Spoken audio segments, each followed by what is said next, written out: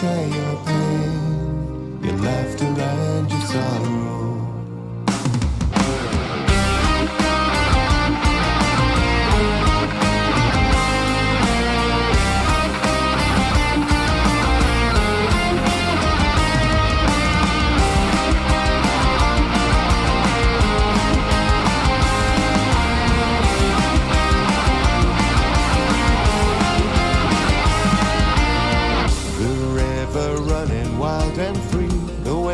Fortune gently flow. There is a wonder in the weave, so many forks upon these roads. For a burden that is shared is much easier to bear. We will not fall to despair this darkest day. Whatever comes our way, whatever path we follow, I will share your pain, your laughter and your sorrow. And should we prove ourselves, lose ourselves, nothing's gonna send us astray. Whatever comes our way, I will be there. Whatever comes our way, I will be there to share your pain.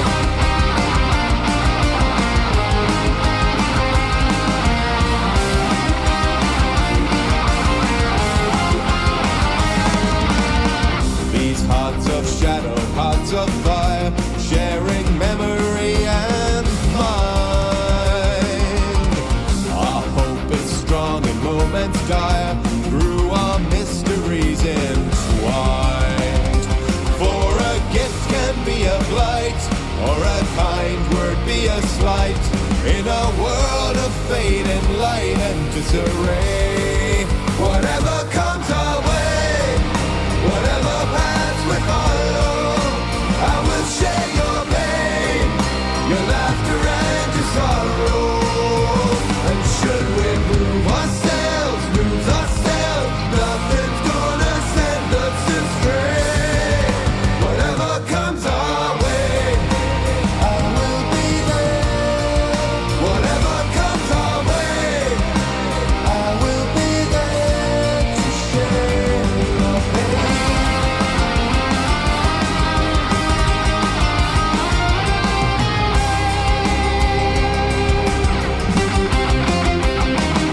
To sing a somber song of night, a belted ballad bold and bright, fate spins.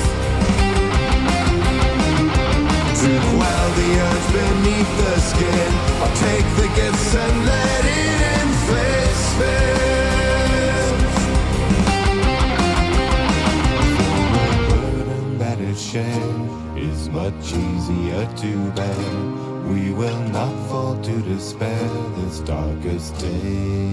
Whatever comes our way, whatever path we follow, I will share your pain, your laughter and your sorrow.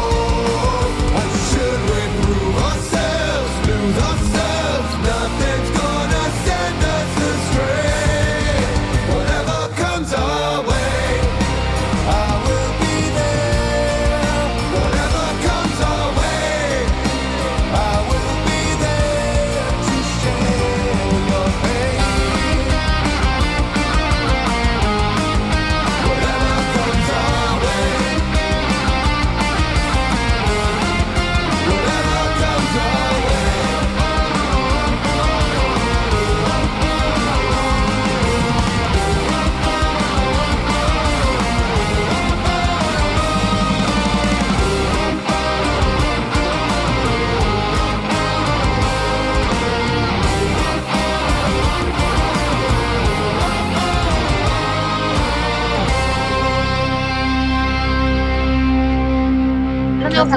If you cut off your own arm and eat it, it is legal. That is a That's very what we come interesting back thing to. to come to, yeah. Unless Yeah, you're that's the Idaho. first thing that stream hears. Very strange. And it's on brand that it was Hikari, the one who wants to eat hands. I mean, It's legal. It's only illegal in Idaho. really? Huh. It's cannibalism's That's- only illegal in Idaho. Oddly, just odd in general. You know, Idaho. I found out through TikTok. Okay, well, I don't know if I could trust that. That's TikTok. That just reduced No, your credibility by like 9,000%. No, I Yeah. mentioned it to my friend, and my friend who's known this forever is like, yeah, I've known it. And I'm like, what? Nah, I don't know. I think you need to check every source on that one. I also Googled it. Oh, okay. Wow, that's helpful. How many people No, are on no. a list now? Rewind later. I've already been on a list. I have my own FBI guy. I call him Fred. I've Or Frank. been on a list, but a different list now. Anyways, why is there no music playing? Hold on. There we go. Welcome, everyone, for episode 4 of Aetherpunk Birthright. Whew. Woo! Yeah, last week was a bit of a doozy how it ended. So, quick recap for last week. The party had freed Midrash from the ethereal plane and learned that the plane will show echoes of the past. They went to the Beholder's chamber and found a rune grinder in combat with the Beholder. The rune grinder had won the duel and started scanning the runes. The party then decided to destroy the rune grinder and then leave the dungeon. On the train ride back, they deciphered the inscriptions and learned a bit of the creation of the dungeon, its creator, and more about the quill that they have. And mine. After that, they went back to the nightclub called Ember, where they met an interesting young girl by the name of Chrissy, who had apparently run away from a mandala facility. She wanted to hire the party to be her bodyguards because she was afraid that Mandala Corporation would try to take her back, and she was supposed to wait for her siblings to show up. During this time, the party had taken her to one of the private rooms to try and get what information they could. But they were interrupted as 3 Mandala Corporation troops entered the nightclub with seemingly unwelcome intentions. So, that is where we pick up. You guys are on the second story of the nightclub, which it's kind of a horseshoe around the club, so you can exit one of the rooms and there's just a walkway that goes around the nightclub so you can see it from above. Down below, Billy is walking towards the trio from the bar. So far, not in a hostile stance, but definitely ready to draw his weapon should he need to. What would you guys like to do? Did I walk up to the girl and we would have had a long rest because it's a multi-day Yes. train ride. Yeah, you guys are fully I rested. would like to use my once a day casting of invisibility on the girl. Okay. So she becomes invisible and I say, just in case, just duck behind something and don't come out. You don't see her, but you can't see me nodding. Yeah.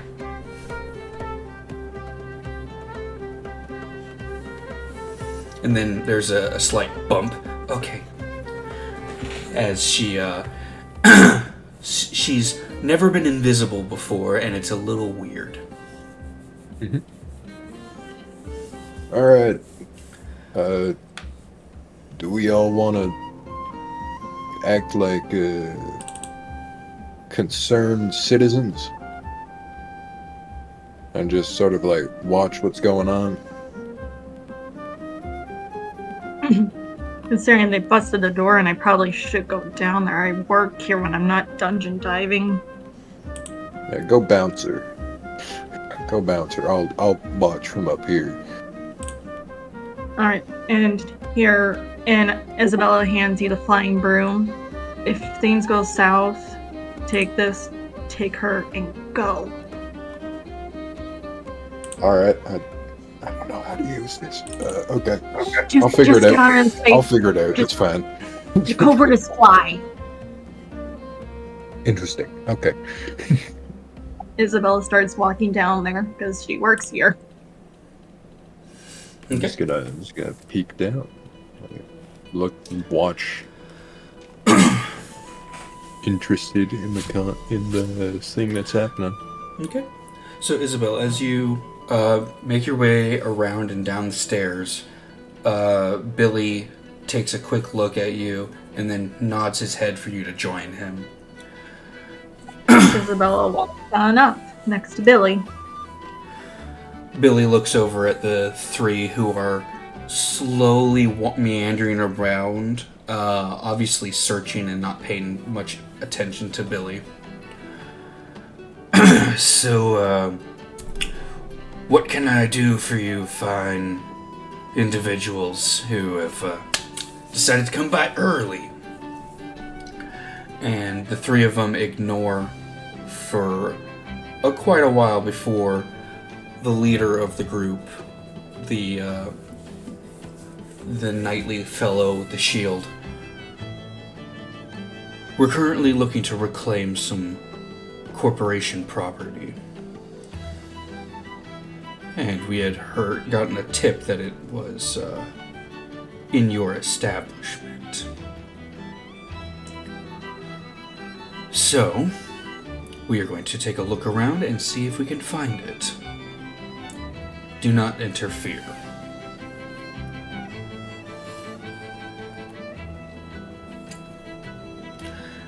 With that, Billy is going to look to you,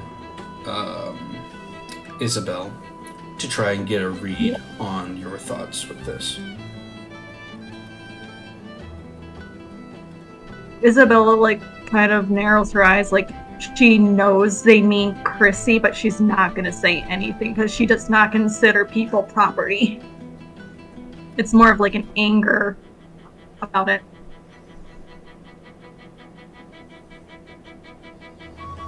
Okay. Let me switch the music up. It's a little too happy. There we go.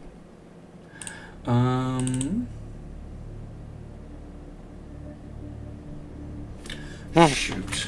I need to figure out which skill insight is again. I think it's wisdom. Yes. Thank you.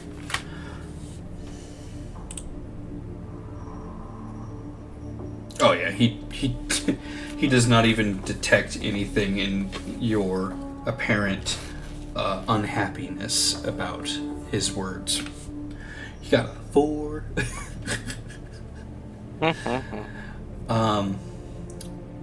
They don't search with a gentle touch as they are tossing chairs and tables, opening cabinets, and looking about. It takes them very short amount of time to finish checking the ground floor before one of them, with a hooded cowl over their head, points towards the door that leads to the stairway. Is there that the way to the second floor? We'll need to check there as well. We can see them, right? We can see them tearing shit up from the bottom floor?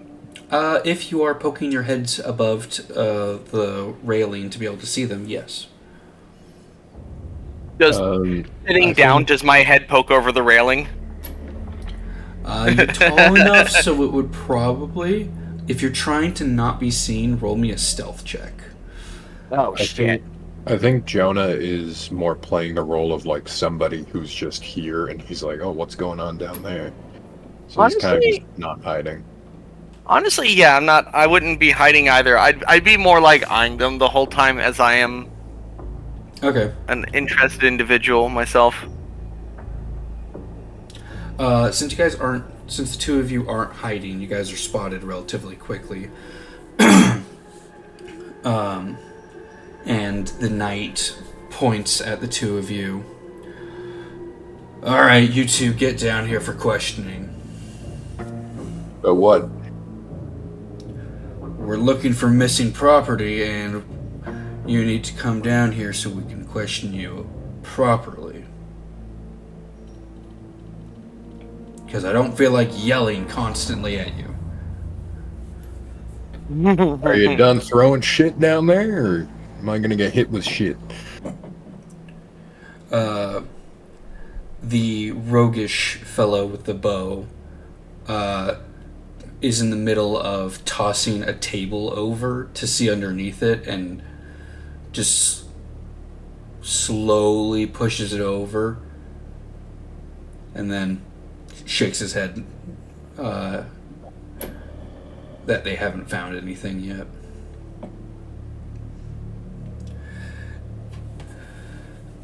I'll walk down.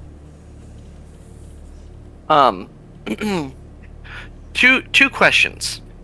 Mm-hmm. How long have they been like tearing the place apart for? A couple of minutes, not very long. Okay. And since earlier I had picked up Chrissy, how much does that child like? She's not very heavy, is she? Not really.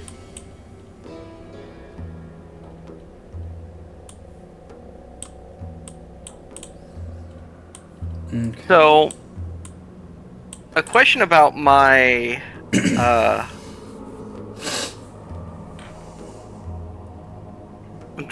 I'm trying to mentally put together a picture with Avantasia, so like bear with me for a few minutes. Mhm. My equipment includes, an explorer's pack, which has a backpack and stuff like that. How? Let's ask this question.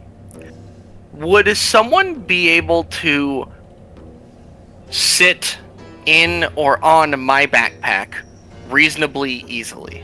Not really. Because your backpack is probably a little bit bigger than your standard backpack that we have now, closer to like a backpacking backpack. Okay. And just because it's designed to efficiently carry things and not people, it would not be very comfortable. Alright. Or He's also efficient. invisible right now, so if they try and search your backpack, there'd just be like a void in your backpack with mass. Yeah, but if they flip over a table in the room with a little girl, she's gonna make a sound. During this, Gleb and Clarity, what are you two up to?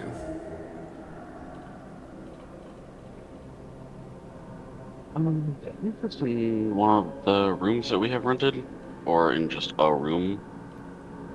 Chrissy? Repeat that again? I didn't catch the first part. Chrissy, she's just like in a room that we have rented, or just a room in general. Just one of the VIP rooms on the second floor that you guys were all in.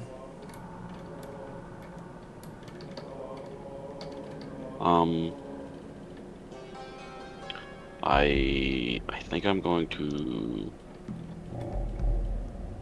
I'm gonna go in there. Into the room with her.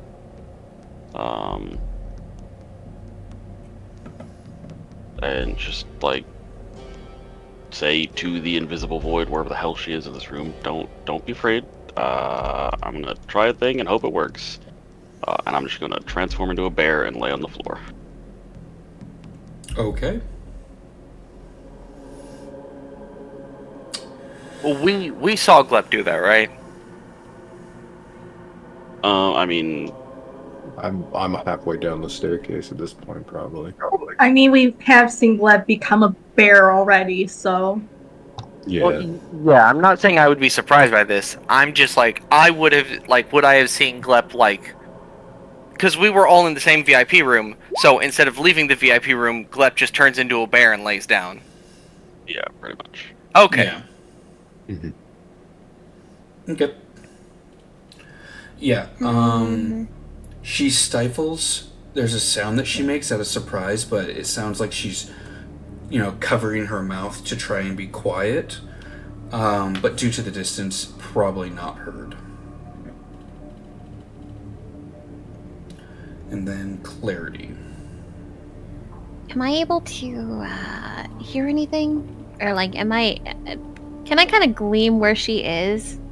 Because we kind of know where she's at, right? You have a general idea because she's not very good at being stealthy. She's just not visible. So, like, you can hear her shifting uncomfortably on the floorboards because she's scared right now and she's trying her best to be quiet. But it's that the more you try to be quiet, this kind of louder you actually are. Problem. Yeah. Okay. I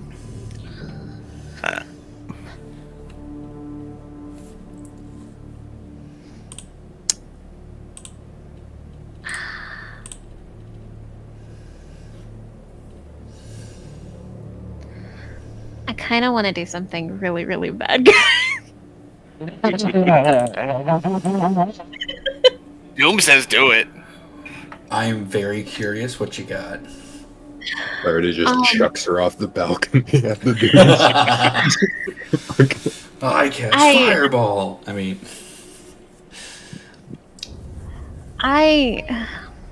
Yeah. I have my pseudo dragon out, right? And I can cast through the pseudo dragon, right? I believe so for certain spells, yes. As long as it has a range of touch and you're within 100 feet of it. A range of touch. So I can I technically use said pseudo dragon to touch itself, kinda? What spell are you wanting to use?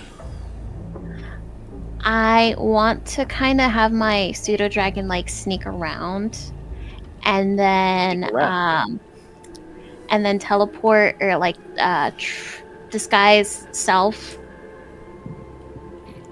I mean it's myself, but I don't know if we're considering familiars a part of ourselves, if that makes sense. Basically, I want to try to turn my pseudo dragon to look like Christy, run off, and then poof, she's gone in the crowd, so they can kind of go away. So there's a small problem with the size. Your pseudo dragon is size tiny. Yeah. So it could transform to look like Chrissy, but she'd be about maybe 7 inches tall. No, I think it glamours to look like her, but if someone walks through her, so then it's gonna show. So it can only be a foot taller or a foot shorter than how. Yeah, Oh, its you're actual right. size. Yeah. So it would be, if it's a foot taller than the creature, it'd be about, let's say, a foot and 8 inches tall version of Chrissy, where Chrissy is 4 foot something at this point. So bit of a height difference. It also just can't cast it. Familiars can cast touch range spells, but disguise self is a self range It's spell. itself. Yeah, I wasn't sure what the call on that would be. Okay, Yeah. then in that case, I kind of want to sort of send my pseudo dragon out, and I kind of want to give it the command of it has telepathic, so I can kind of communicate through it. As long as it's within 100 feet of you, you can telepathically communicate with it. Yep. Yeah, I kind of want to just say act like a silly drunk dragon and kind of, I don't know, shake some boxes. my goal is to try to like get them to go over there so we can kind of like better position ourselves and the kid. Okay. That's the intent, at least. The pseudo-dragon understands and flies out of the room, does a couple barrel rolls, and plummets to the ground. There is an audible thump thump as it rolls a little bit, kind of gets up, and then starts walking around kind of like a chicken. The entire group on the first floor looks at the pseudo-dragon with absolute confusion as this supposedly intelligent creature is acting not much more intelligent than a pigeon.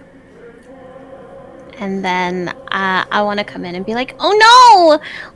Did you get into that alcohol again, silly? How many times do I have to tell you not to jump into any of the barrels? And I kind of want to just try to cause a distraction if I can. For fun, roll me a deception check. Burp.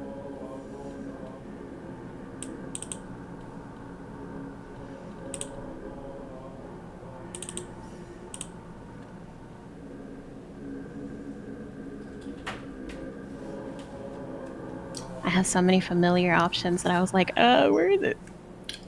Just you roll me a deception check, not your familiar. Can it Yes, give you me wanted all of advantage? those, so I gave them. Okay. Thank you, I appreciate it. As you perform this little lie,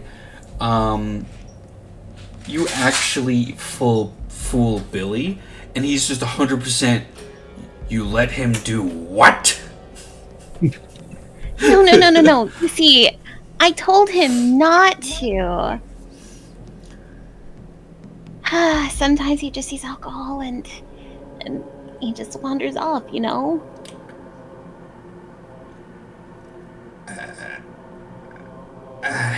Don't worry, I'll pay for the damages. And the alcohol. And the alcohol. Actually, here, look. I kind of throw a prestidigitation. See? All better. He contaminated a barrel of booze. And no spellcraft is gonna fix that. Makes it taste better.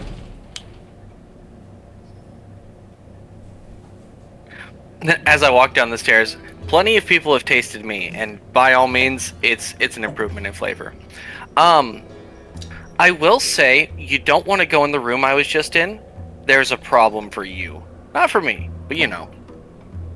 And Wait, what? the knight looks to you. And what problem is that? There's a fucking bear in there. I've seen it breathe fire too. That's the craziest part of it. A bear. Correct. Yeah. Would you like to escort me to the room? I can show you the bear. Just like crack the door. He's not gonna bite me, but like I don't want you to get bit and or kill the bear. Because I'm gonna be pissed if you attack the bear. Okay, can we just talk like normal people? I'm warning him that there's a bear in the room. That's Yeah, that's kind of information to give someone. Yeah, there is a bear in the room. What kind of kinky ass shit are you guys into? Yes.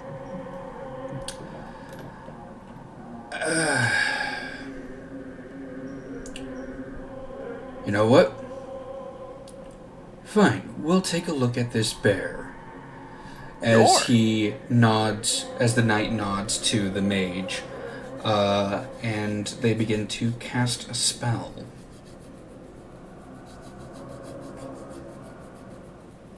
And the mage's eyes have a light blue glow to them, and begin to follow you up to the room.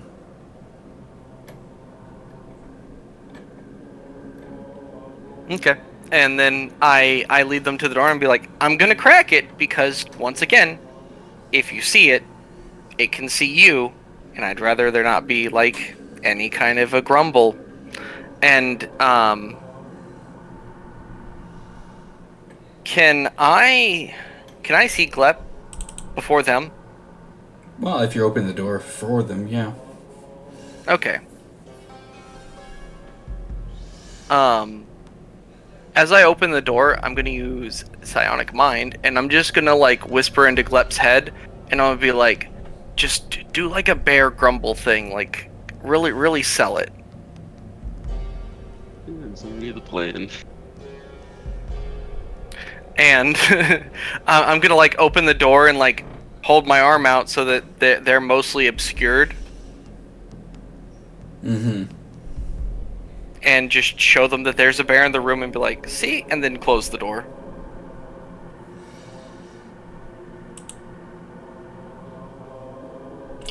Alright, and then I need to do a thing. Oh shit, yeah. After you close the door, the mage looks to you. That's not a bear, but fine.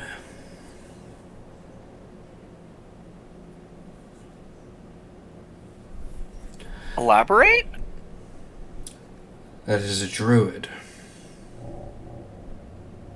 Once again, we're both right, but once again, yes. Anyways, the mage pokes their head over the balcony railing to speak with the leader.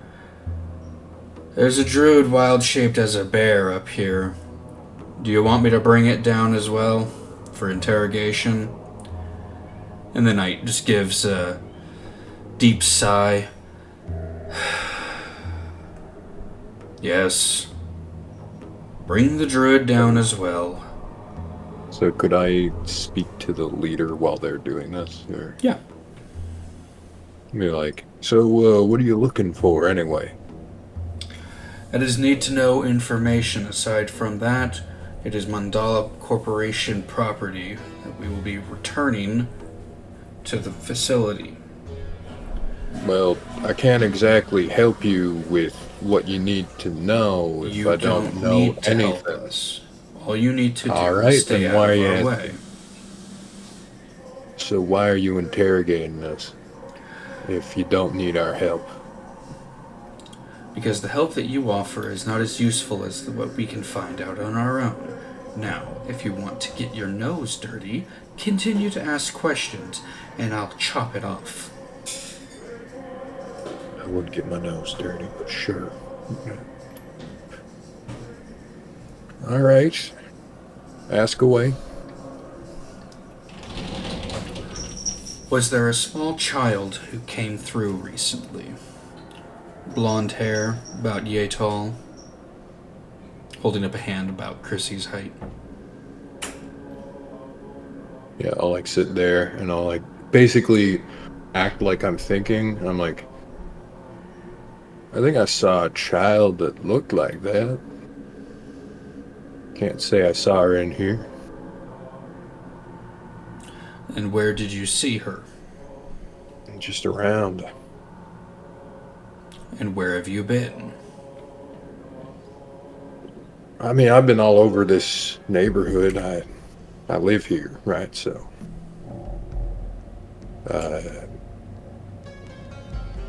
yeah, it must have been just around the general area.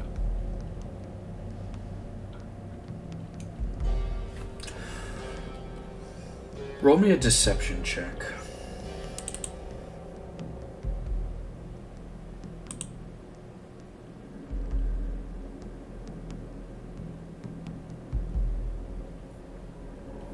Okay.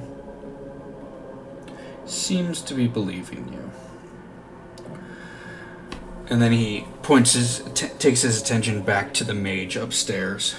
Get that druid down here. The mage then reaches for the door to open it. Are you going to attempt to stop them, Adrash? I know what I'm gonna do. Now, I am well known around these parts for the less than family-friendly activities that I do. And I'm kind of busy at the moment. So I understand you're conducting your little investigation. I would rather you take it elsewhere or let me finish my business, because I've been bored lately, and while I enjoy a little excitement and a little roughhousing, just like the next, is there a way to speed this along so that this cannot interrupt my fun?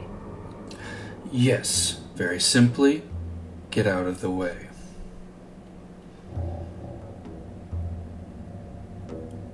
Why are you so angry? Why are you so tiny and so angry?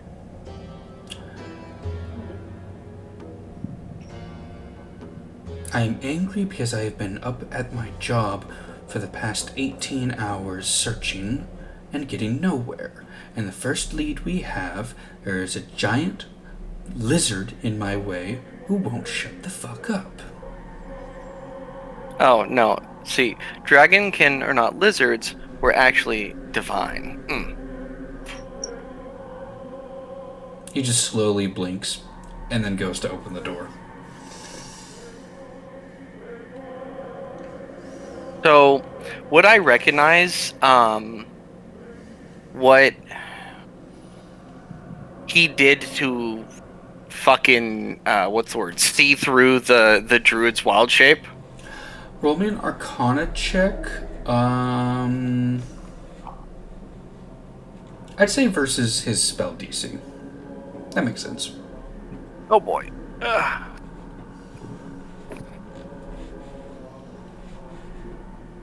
Let's see. There's my red die.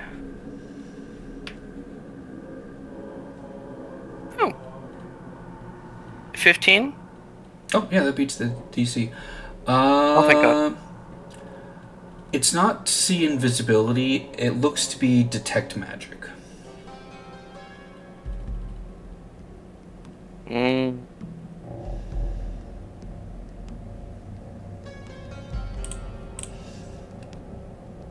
So, as soon as he would open the door, he would probably see Chrissy's or the invisibility spell around Chrissy. Isn't she behind something? We're not sure. She is currently trying to hide herself in the room, but there's nothing to really hide behind that would block the spell. Detect magic doesn't protect against total cover, but she wouldn't be behind total cover even if she's hiding behind something. Yeah. The spell penetrates most barriers, but it's blocked by 1 foot of stone, 1 inch of metal, and then a thin sheet of lead, or 3 feet of wood and dirt. So even if she was like hiding behind like a chair or like one of the couches, the aura would still be visible.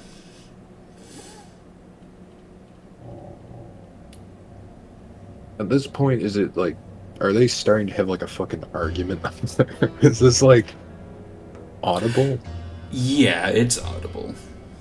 Can I just call him and be like, hey, Madrash, can you just call Glep out? Just bring him out of the room, for sake. I think you're fighting out They're there. asking for him. He can just come out.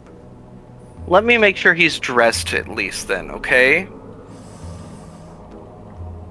Alright. No, I'm saying that to the guy. Wait, are you implying that you're fucking a bear? To these guys, I'm implying that I'm into any and everything. Look, we all saw the fucking Halcyon scene on Baldur's Gate. People are freaks. Okay? I refuse to go down that route. That's why Isabella said whatever kinky shit you're into. And she said yes. Sensual. So, to the guy, I'm just like, so can I go make sure he's at least dressed before I hear them arguing at the door. Oh yeah, you can see them and hear them arguing. I'm just gonna wander my bare ass over the door and stand in the doorway. Alright. Block the room off. So when he opens the door, all he sees is me. Oh, alright.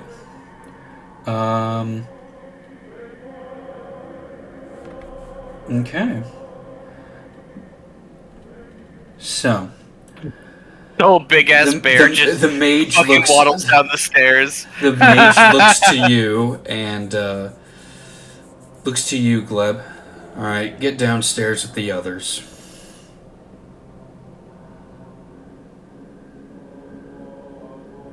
Yeah, I push my way out of the room. Okay. And one final check. I will not say no about bumping into him and trying to knock him out of the way. Yeah.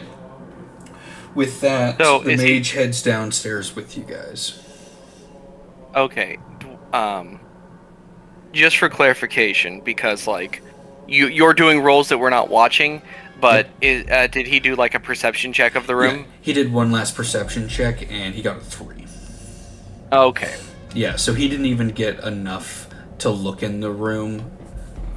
Like any glancing he would have done, because Gleb was kind of mostly in the way. It's just like, I'm looking for a source of light while there's a spotlight going right in front of his face. Flashbang. Bear. Yep. Bear bet. Wait. I No, did. hold I on. specifically chose not to say that. So he gets. So at this point, the lot of you, I am assuming, are downstairs, Clarity included. Yes.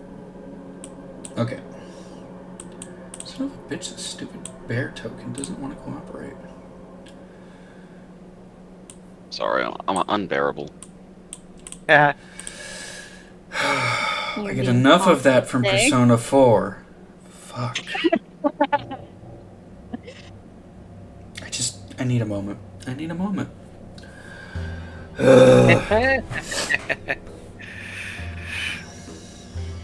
These puns are unbearable.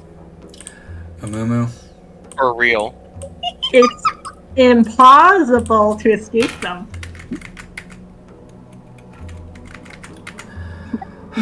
The urge to just fireball you guys out of spite. Bad. I think Obo's gonna need some vodka after this. I don't know. I don't think my health bar could bear a fireball. I don't think any of our health bars could. I just want to throw a fireball at them so badly. No. You just gotta grin and bear it, man.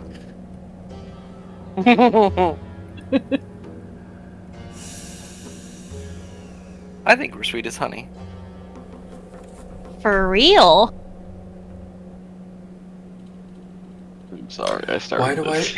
I subject myself to this? Why do I do this? Because you love us. Because you're a freak. Anyways, so with the main group of you downstairs, the knight looks over to the mage. Alright, head on outside and inform the higher-ups that we need to widen the search area. We'll do one final sweep and then we'll get on out of here. And what you guys can see now that you're on the ground floor, there are 3 ropes with steps at the bottom of them, from a bite in the rope, and a little step at the end of it. The mage walks outside, steps on the rope, and then is pulled up out of your guys' line of sight. Interesting. How does something like that work? So, there is now just the knight and the archer in front of you guys. And the knight looks over to Billy. Until things are taken care of and we find our missing property, we're going to be keeping an agent here in case our target returns. You'll be accommodating, won't you? And Billy just looks really pissed off. Yes, We'll be as accommodating as we can be. Isn't that right, Isabella? Yeah. Whatever. I look at the knight and be like, you guys can afford the best accommodations here, I'm sure. Yes, we could. But in any case, I'll be leaving him here, as he points to the bowman. And don't be causing no trouble. And the knight heads out as well. And then when he goes up, both of the ropes go up. And there is a whooshing sound of an engine and a slight rumble in the glass as, assumedly, an airship flies away. I'll just look over at the bowman. Wow, tell me what the you're bowman working looks a like. double shift. The bowman, let's see, hold on. He is in studded leather armor. He's got a longbow and 2 short swords. He seems to be very tired and just genuinely a grouch of a man. And does not seem to be terribly interested in any of your guys' tomfoolery. Yeah, I'll just look at him and be like, looks like you're working a double shift, huh? Yeah. And I don't get any fucking overtime for this. Look, I'm being straight with you, man. All right. Nobody's gonna give you any trouble as long as you don't fuck up the private rooms where we meet with our clients. Hey, I'll even buy you a drink. How about that? Just That don't piss anyone sounds off. fine. I'd love to have a drink. As you guys sit down at the bar and Billy goes to start pouring a drink. Let me move you guys over there. And Isabella actually starts putting the stuff back. Oh, we're staring at the title screen still. We're not looking at the club. Yes. Yep. Okay. I'm narrating Okay. it. Well, you say you're moving things, and I was like, in Yes. case you're moving that for anyone else to see, I'm just letting you know no one Not else moving can that see. for anyone else. These guys are moving over there. There. So, right after the drink is poured and the archer begins to take a drink, there is a meek voice that comes from over the balcony. Are they gone?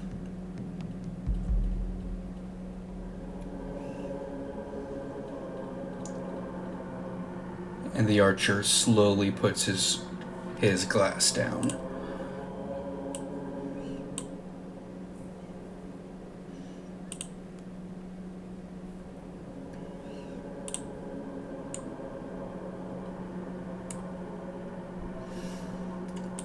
What are you guys gonna do? I just don't comment. I just like kind of look in the general direction. Like, he's obviously noticed it, so I pretend to have noticed it too, and be like, huh.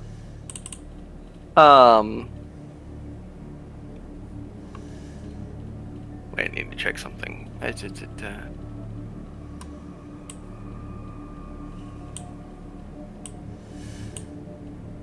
I need to check a spell description real fast. Because this is really fucking cool. Check your stuff. I have an idea afterwards. So, Prestidigitation says it can make harmless sensory effects. Mm-hmm. Can it make voices? You No. can, yeah. That like, would be stuff. minor illusion that does audio. Prestidigitation can make stuff like sparks or smoke or other visually things like that. It can make faint musical notes. Oh, so it can make sound. Okay, but not quite recreating a voice. I believe thaumaturgy can. Don't have thaumaturgy. Should have. I have minor illusion.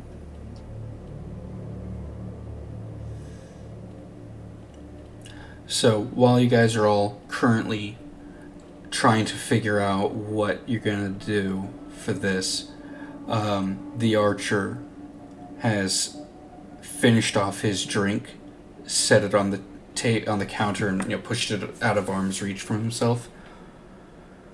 Nope.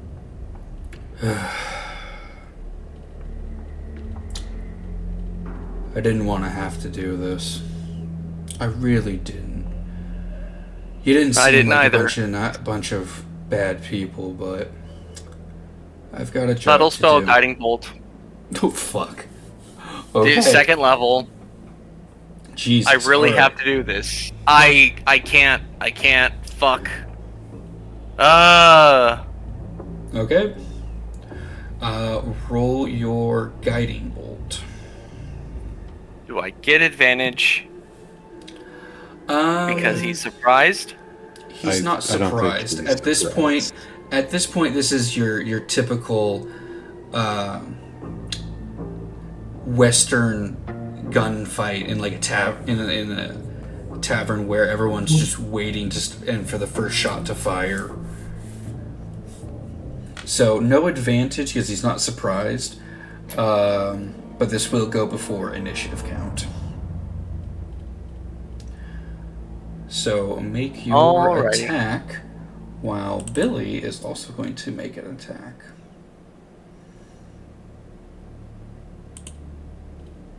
Jesus Christ.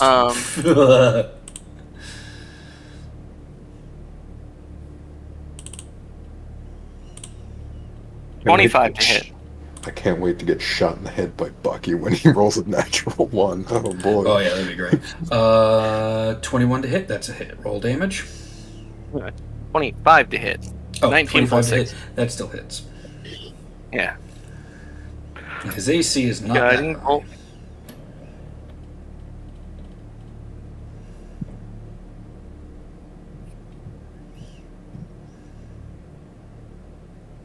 Now, what are you doing? He's being a kitty Okay. cat. Do I need to come and take the kitty cat? 14 14 points. of radiant. Okay. Minus 14. Which will then give advantage to Billy's shot.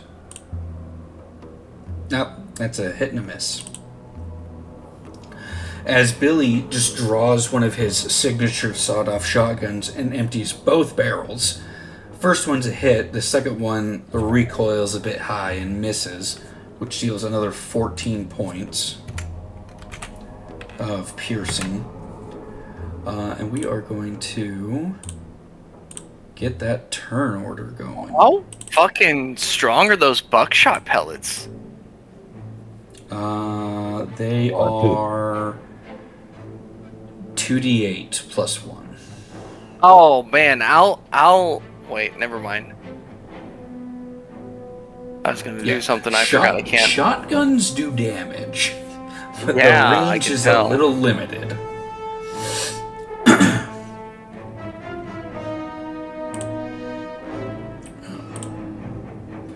Perfect. Alright. Yeah, I deleted that. Alright. So, Billy. Let's roll for Billy. Not great. Oh, perfect.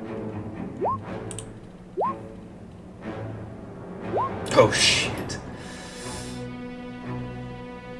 Does he have to go first? Alright, so we just need Clarity and Gleb. We got Gleb.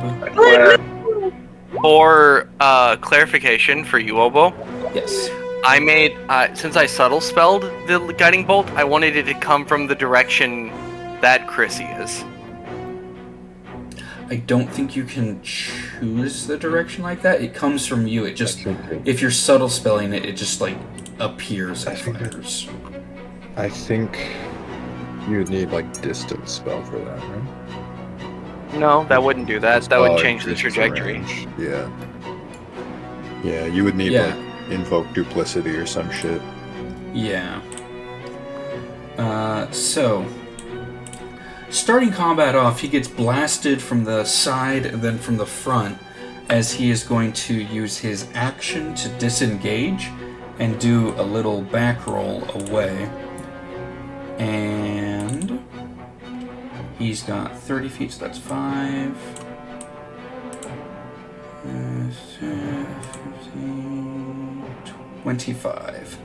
As he is making a run for the door.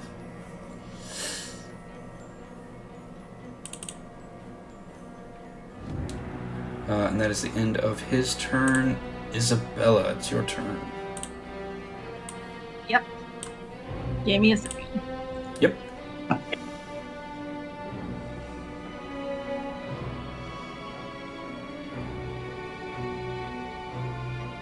I can only move 30 feet. I mean, that's not much. It's too much. Okay. I still got a couple javelins. So from where I am, I'm going to throw one of my javelins at him. Okay.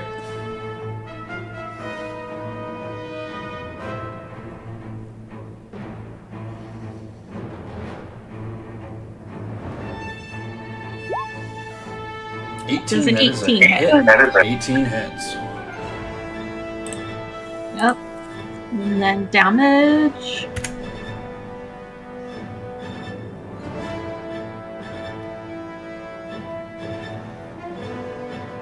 Eight points of damage. Mm-hmm.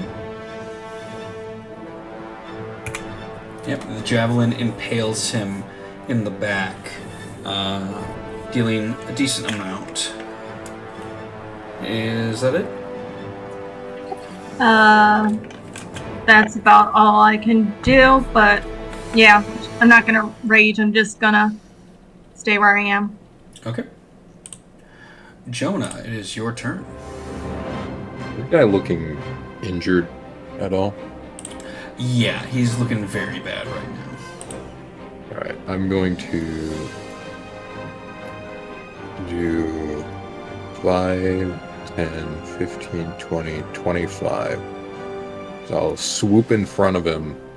I'll just like kind of grab him. I want to use an action to like try and talk him down and be like, look, boy, you keep running, you're going to fucking die. Okay? I don't want to do that. So you can stop running right now and take a seat. I'll keep you alive. But you need to stop. Roll me a persuasion at disadvantage, since this is in the middle of a fight. Yep. Alright. I'm good at that, actually. Or I can roll a natural 1. Okay. Yeah, he doesn't seem to be buying this. Well, it's not so much that he doesn't trust that you'll be able to keep him alive, it's more of he's probably more afraid of his employer than he is of you guys. Alright. End of your turn?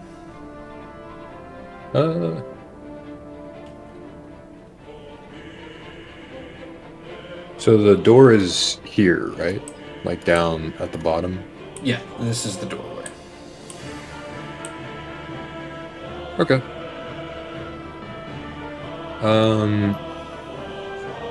Yeah, I'll just stand here in front of him. Okay, let me see if I can do this right. I have my knife out as well. Just in case. There we go. Send it to the camera. Alright. Madrash, it is your turn. I'm gonna walk up to him and I'll be like, well, unfortunately, there was no property here as people aren't property. And I'm just gonna take my club and I'm going to Booming Blade. Alright.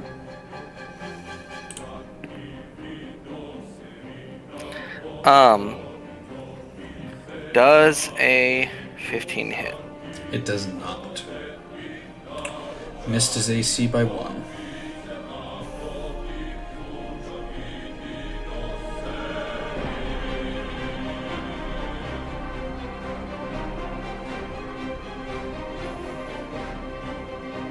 Okay. Wait.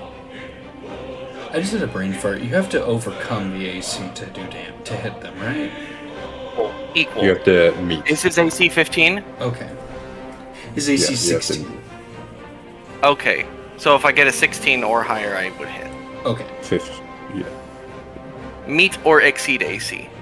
It's like a Right. DC. For some reason, my brain was like, you have to beat that number. And it's like, wait, that's not the right. Ugh. Meet beats. Yeah. Can I use a hero point? Yeah. Alright. 1 is all I needed. Yep. Fucking. That's dog shit, but okay. Hey, a hit's a hit. Yeah.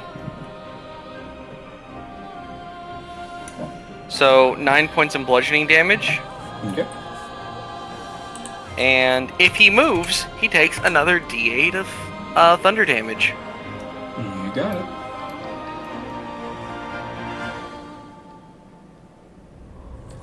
Alright, next up is Billy, who is going to drop his shotgun and draw another one. He's going to go. Jesus 15. Christ.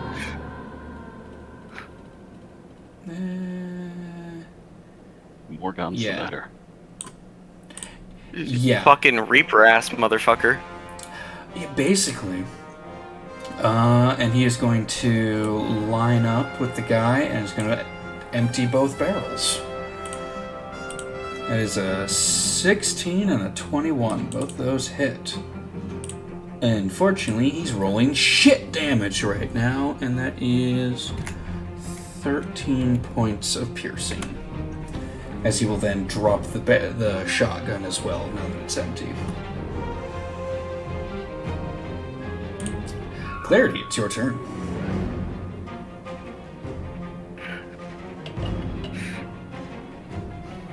I would like to carefully aim my hand over towards the leg of this archerman. My goal is to at least stagger or slow down so he doesn't just book it. Okay. And I'm gonna cast an Eldritch Blast. Okay, you will have to move out of the way because your view is obscured by door.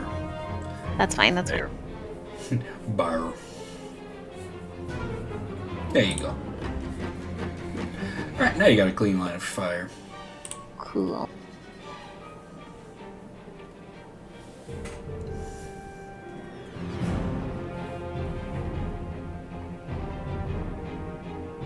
And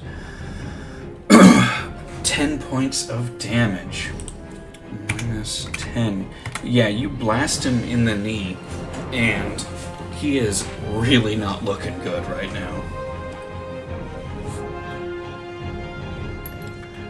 Anything else? No, that's it. Okay. It is now Gleb's turn as their local bear.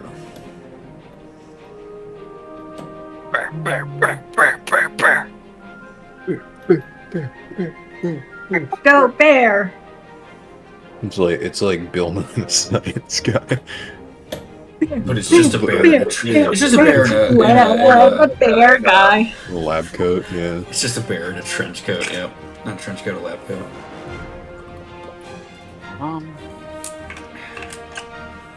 I could try to eat this man, but You could. I think I'm going to do the smart thing.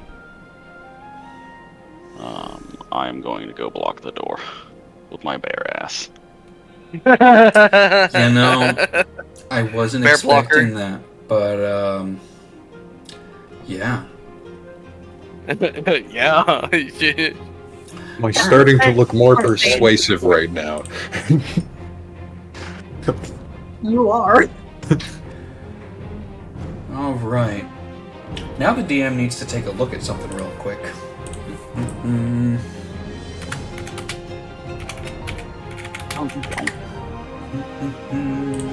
You seeing how many cyanide capsules he has on him? no.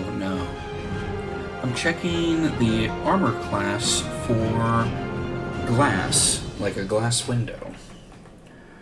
Okay, that is 13. And he's at disadvantage because melee range. As he is going to take out a short but wide barrel pistol and aim it at one of the windows facing outward.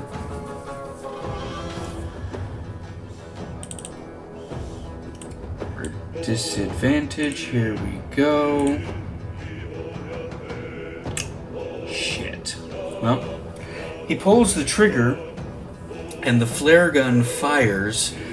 However, the shot, instead of exiting through one of the glass windows out front, it impacts into the side of the building and drops to the ground in a smoldering, smoking pile of...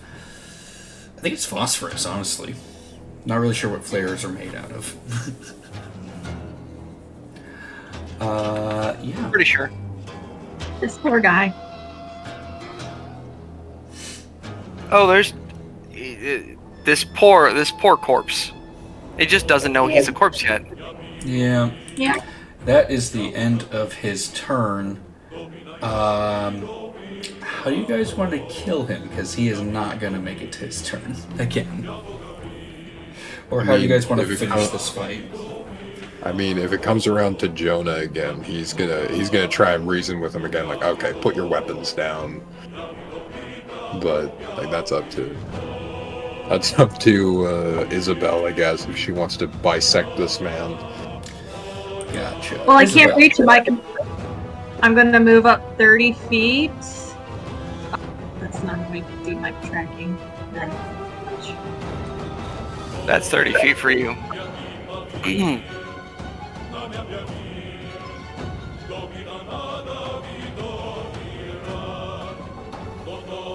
So if you grab your token and then if you left click your token and then right click, it'll have a ruler of how far you're going. And then Everything's in my way. Oh. Jesus. I'm sorry. You said here, right? For 30 feet? One more space. One more, yeah. Alright, I'm going to throw my javelin at him. Weird how you're not on the grid. Weird. Alright, you're going to throw a javelin. Roll the javelin.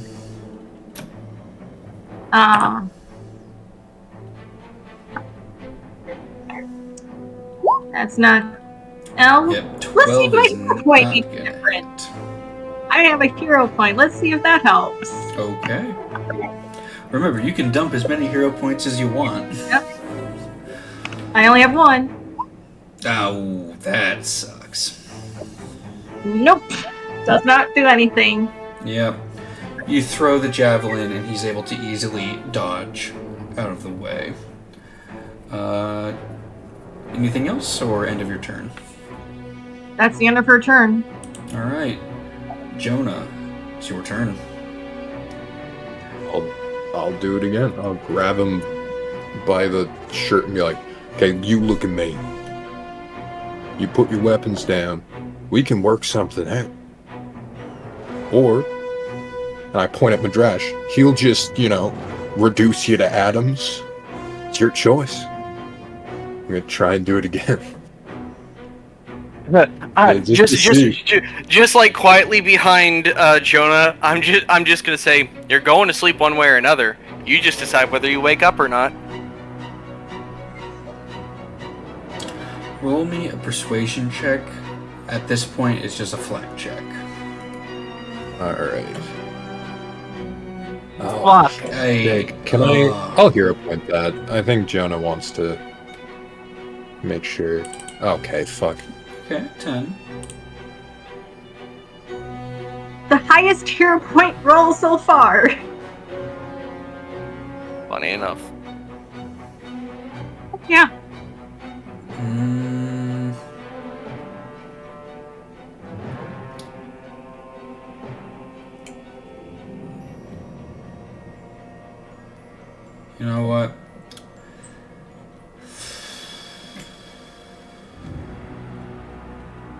Yeah, he'll drop his weapons.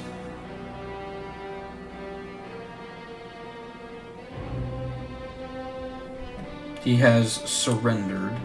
Are you guys going to execute him or incapacitate him? Non-lethal damage with the club, knock him out.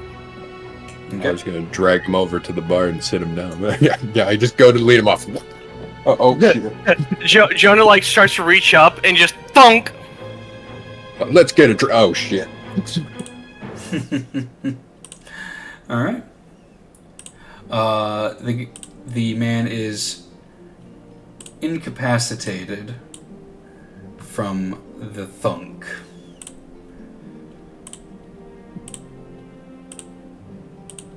Sorry, I misunderstood you. I told him he was going to sleep. I was just... Oops.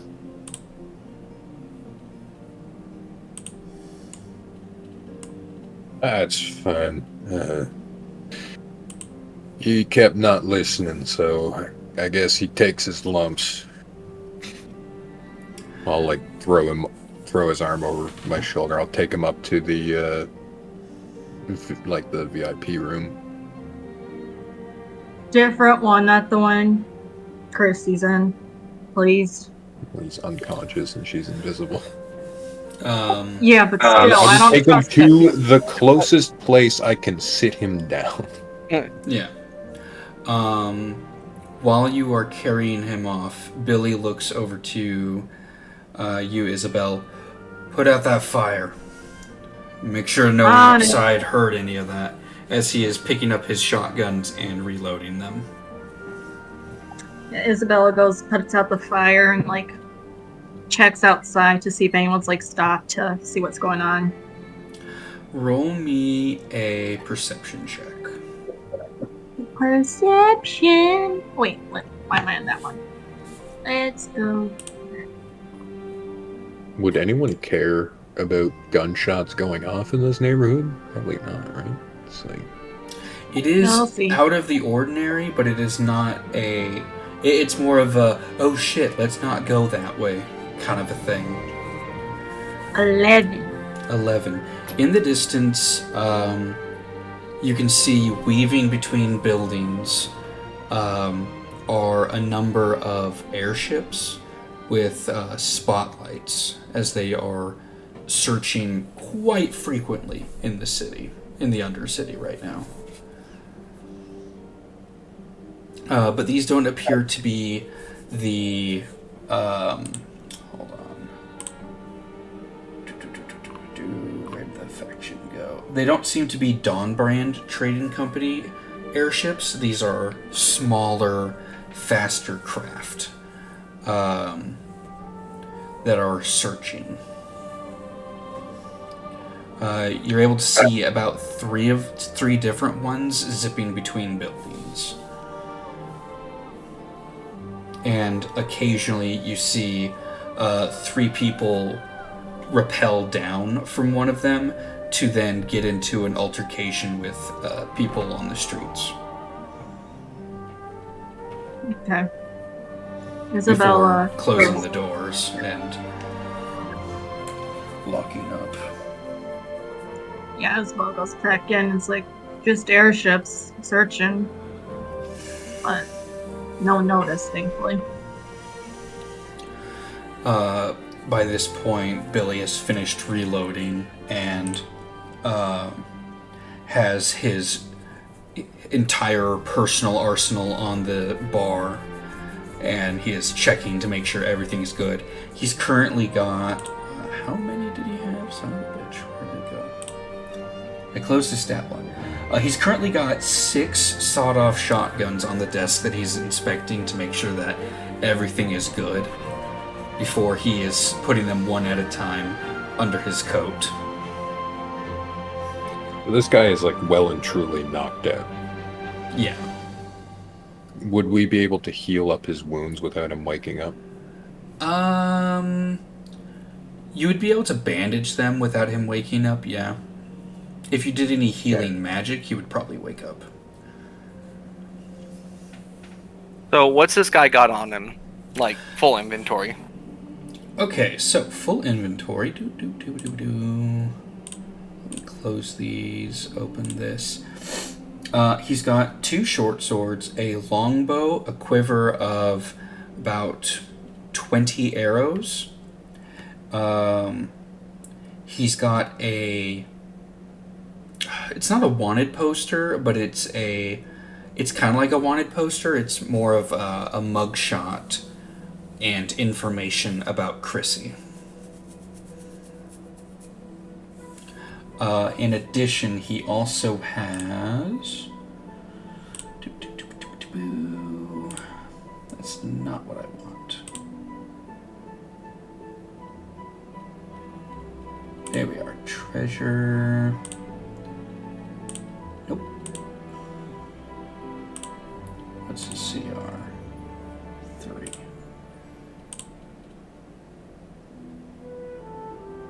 I think this is what I want. Yep, okay.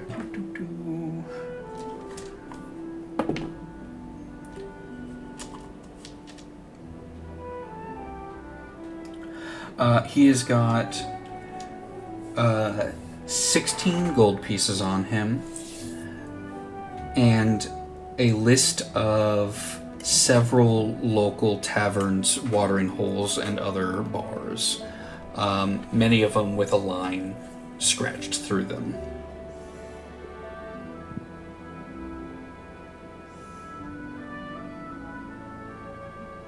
So, at this current moment,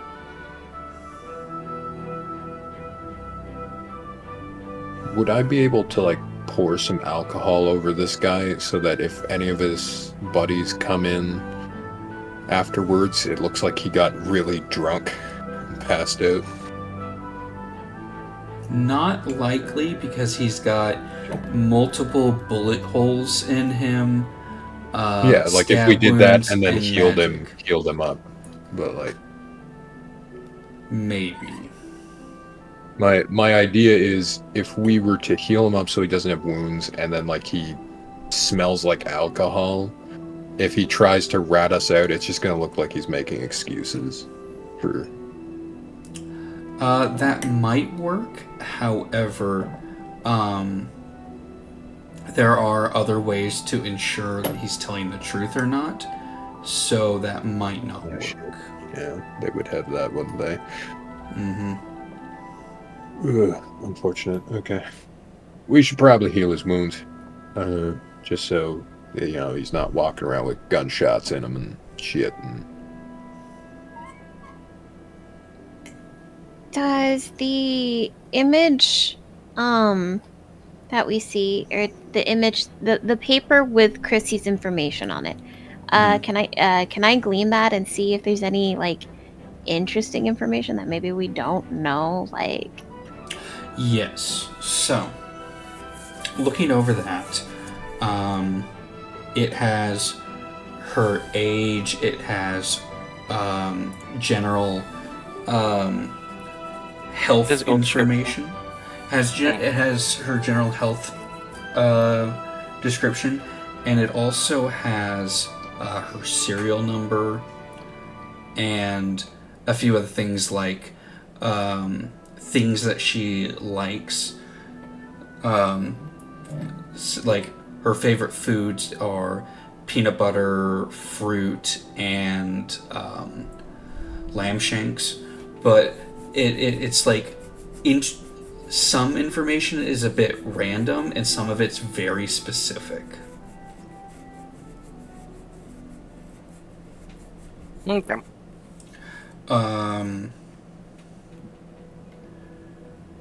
What else? I think that'd be about it.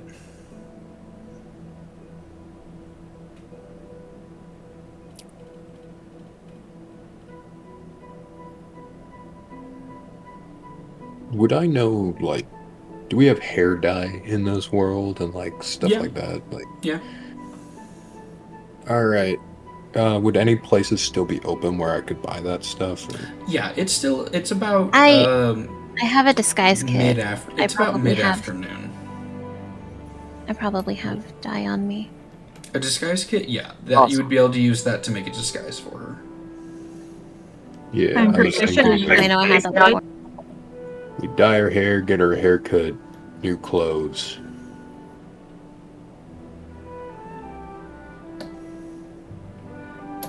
Make her use a different name. The also on the archer there's a flare gun. Yes, the empty flare gun. It had one Okay. shot. I will pocket the flare gun. Okay. Just because I'm sure that'll have some use eventually.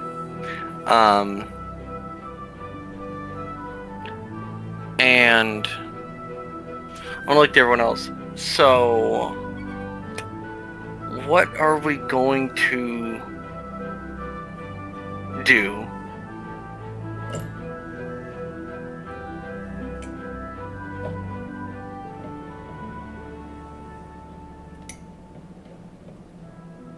You can always spook them into running.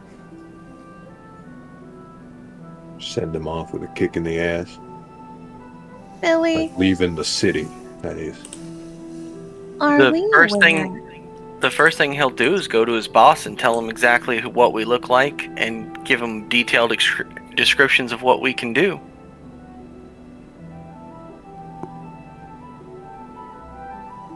I don't know either, right?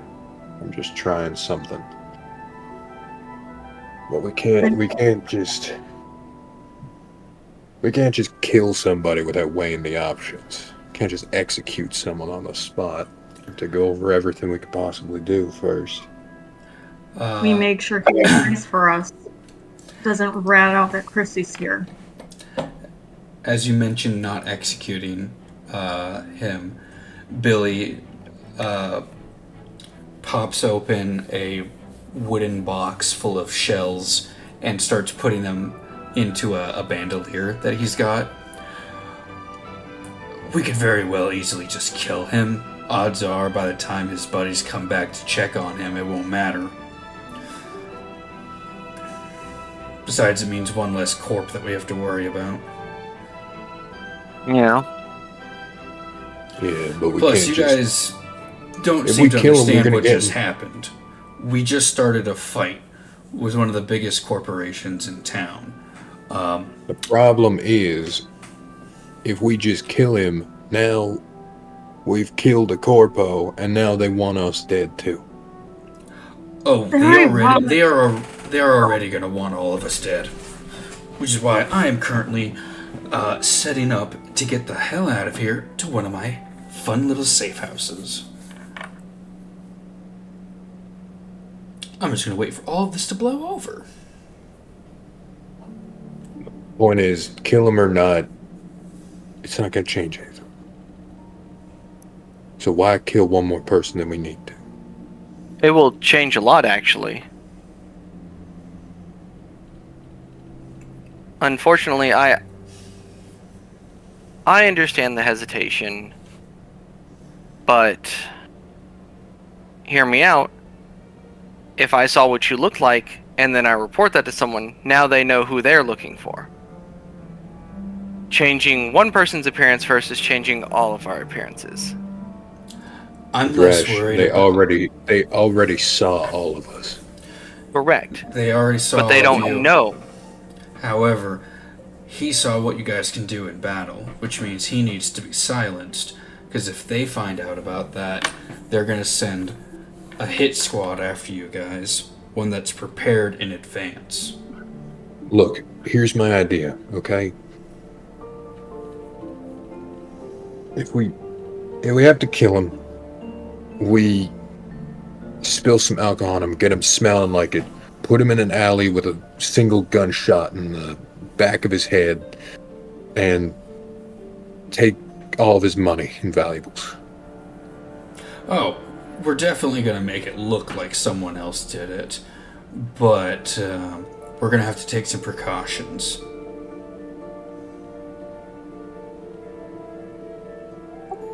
One of the things we gotta do is we have to make sure Chrissy doesn't look like Chrissy. Yeah. That has to be done. We have the necessities for that. Billy, out of curiosity, do we happen to know, I don't know how much you know about the corporate world, but do you happen to know if this particular company has any rivals, any particular companies that would benefit off of knowing? I mean, there have always been rumors that the company has, I mean, think about the profit that you could make off of revealing that that's true. And not only that, where we live, they have to penalize the company somehow, right? This could be... It may be possible, but for the moment, we need to hide for this to blow over for a bit, because as soon as we poke our heads out and try to start moving and start contacting anybody, they're going to be sniffing us out immediately. Mm-hmm. I understand. But as far as anyone who is rivaling them, the closest would be Stonecraft. But the Dawn brand might eat this up, actually. Dawn brand might be interested in this also. But it's a matter of surviving to get there first.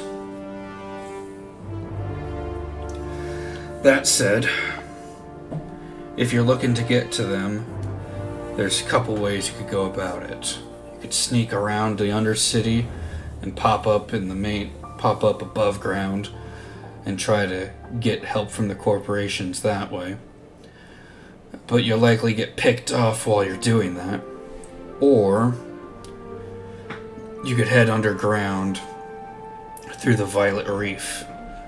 They won't track you through there, they don't go in down there. Eventually you'll find another mine shaft that leads back up to the Undercity, and then back up to the surface.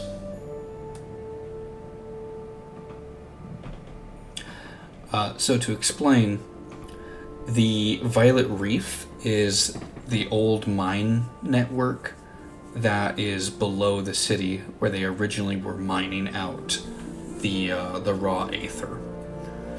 But for the most part, it's been industrialized with condensers, so you don't have to have miners going in collecting the crystals themselves, which can lead to lots of mutation and death. Now they just have condensers that will absorb the aether throughout the tunnel system. So, what are the particular hazards of each way? Would I know, or? Common knowledge about the Violet Reef is it's the equivalent of going to the Underdark, except for you have to worry about areas where the aether has condensed and collected into crystals, because that'll cause serious bodily harm. And then there's monsters that have mutated from contact with the aether to lead to some pretty grotesque abominations and bizarre monsters. But other than that, there's usually not a lot of people down there, so it'd be an okay place to hide, because not many people would be willing to go down there.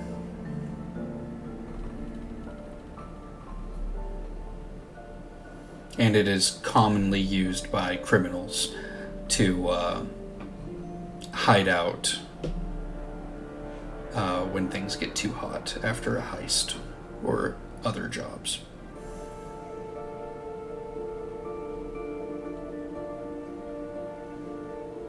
All right.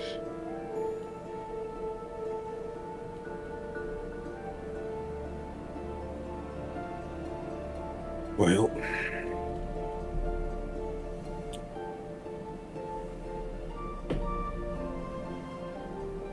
take your pick. Where are we going, guys? How are we doing this?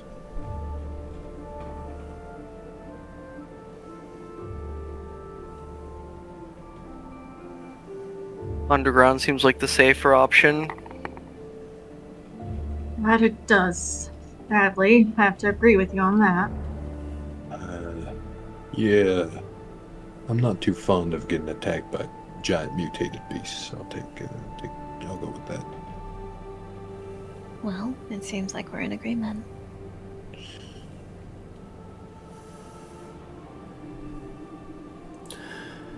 Alright. Well, since all of you are going to be heading underground, you're going to want to get some supplies before you do, as Billy opens up a little hidden compartment and tosses you guys a leather bag that is full of 100 gold pieces.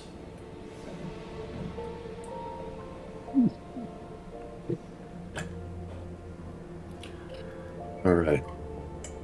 So we Thanks, gotta Howard. move fast then, right? What was that? We gotta move fast then, right?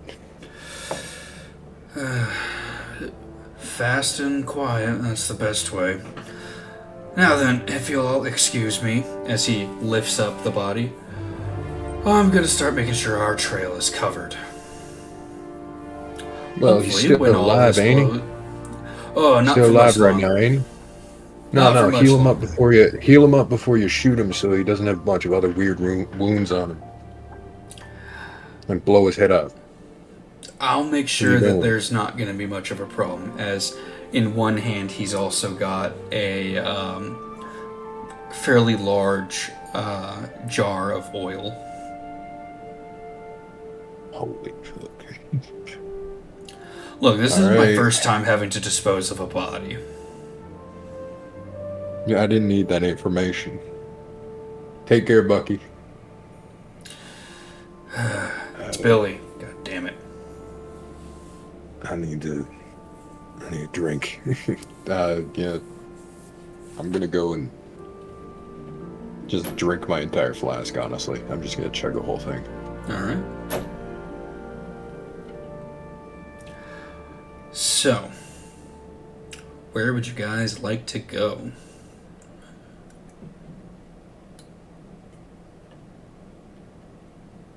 Do I know any fences other than our usual spot? Like anyone that I usually would sell to myself? Not that might be able to give necessarily. us... Not really a fence, but there are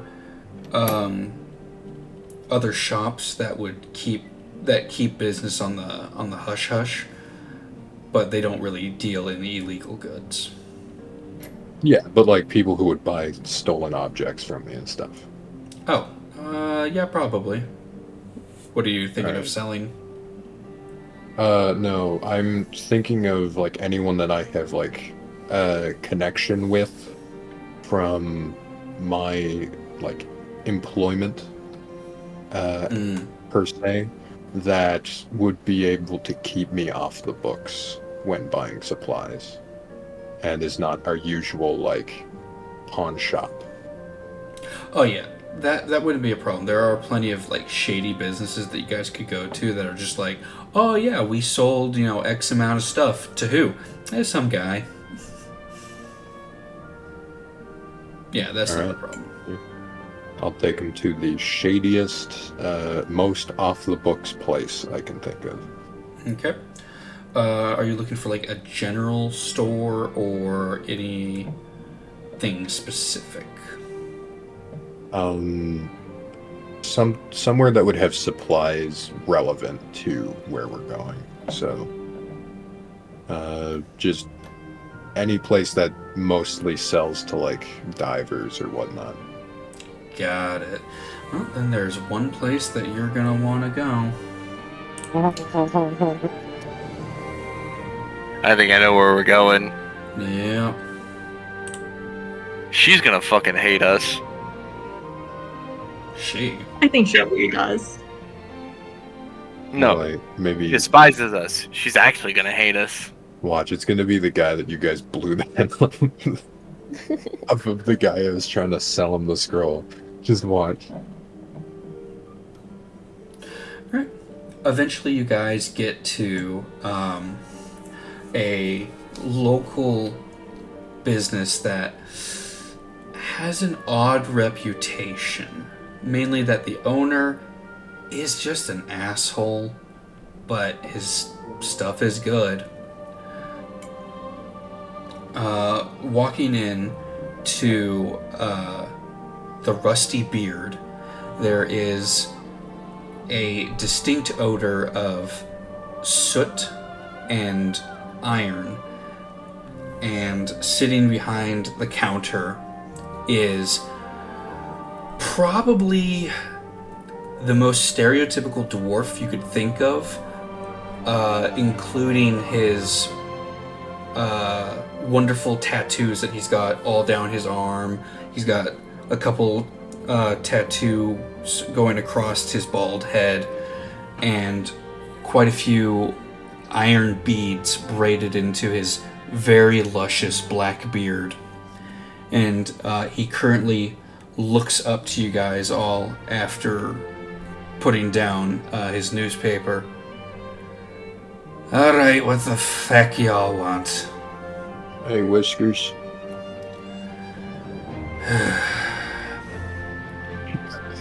I don't really appreciate that name. It's diminutive. I'm not a fucking child. Anyway, I need something off the books. Everything here is off the books. You're gonna have to be a little more specific, shitstick. I mean, I need something that you won't tell anybody about for any money. Alright, so... do you need torture equipment, or are you looking for poisons? Or what's... You're gonna have to tell me specifically what you're wanting, so I know if I have it. We just need gear. All I'm asking is how much you want so that no one knows we've ever been here. I don't even know who the fuck you are. All Fantastic. You humans look... Give me humans gear. look the fucking same. Damn, I've been here like every week. All right, anyway. Yeah, show me your gear. Divers.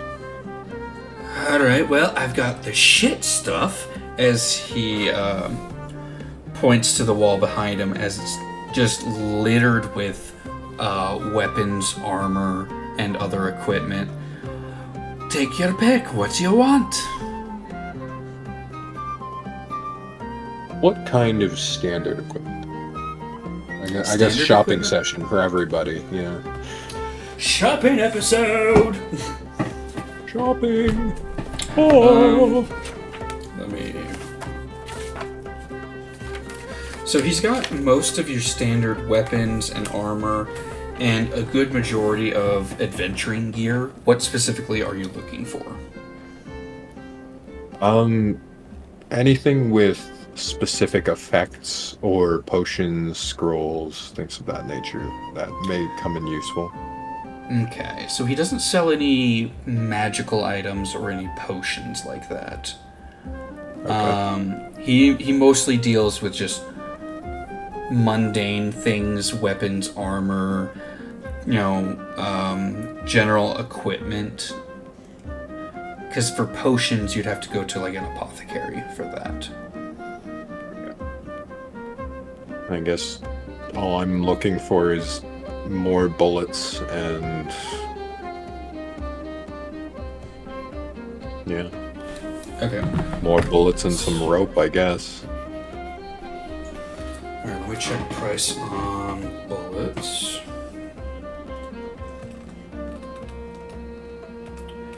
As soon as I find that page. While I'm looking, is there anything else anyone else would like? Curious how much a flare is, and we're gonna need food. And water.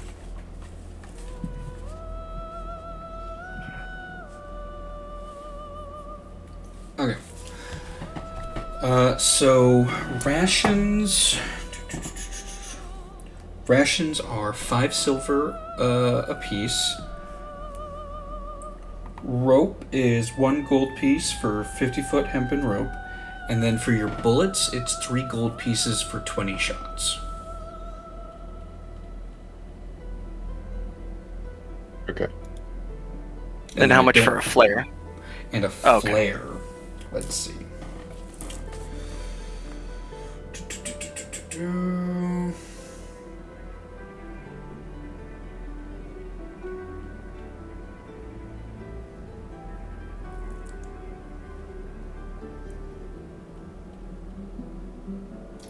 A flare will probably cost you about 5 gold pieces.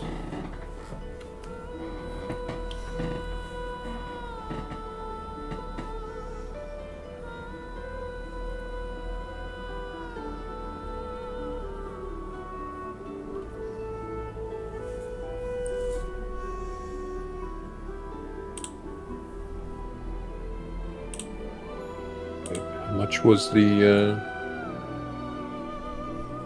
how much is the rope again? The rope, 1 gold piece for 1 50-foot hempen rope. Alright.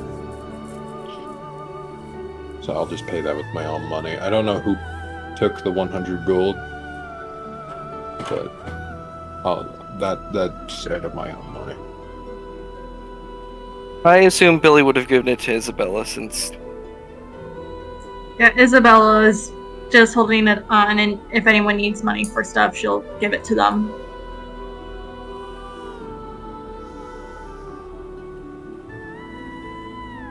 Okay. Anything else you guys would like to get while you're here?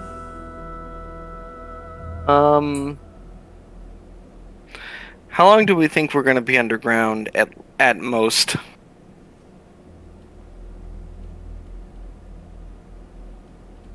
Who is that know. question towards? The party? I don't know. Would we know how long it would take us to get to the next mine shaft to go to the surface, or do we have no clue? Depending on how things are in the reef, maybe 5 days to a week, somewhere in there, maybe. Ooh, well, Interesting. I say we prepare for at least 9 days, give extra stuff, because we don't know what could go wrong down there. Do we have the girl with us? Yeah. I would assume so. So I can- 9 times 3. Yeah, 27. So that's 27 gold's worth of supplies.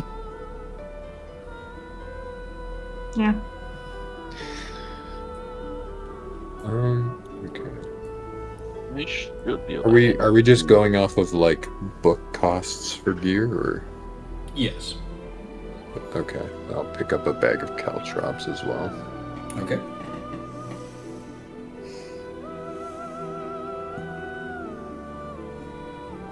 So I know that this place sells. Would they happen to have like a little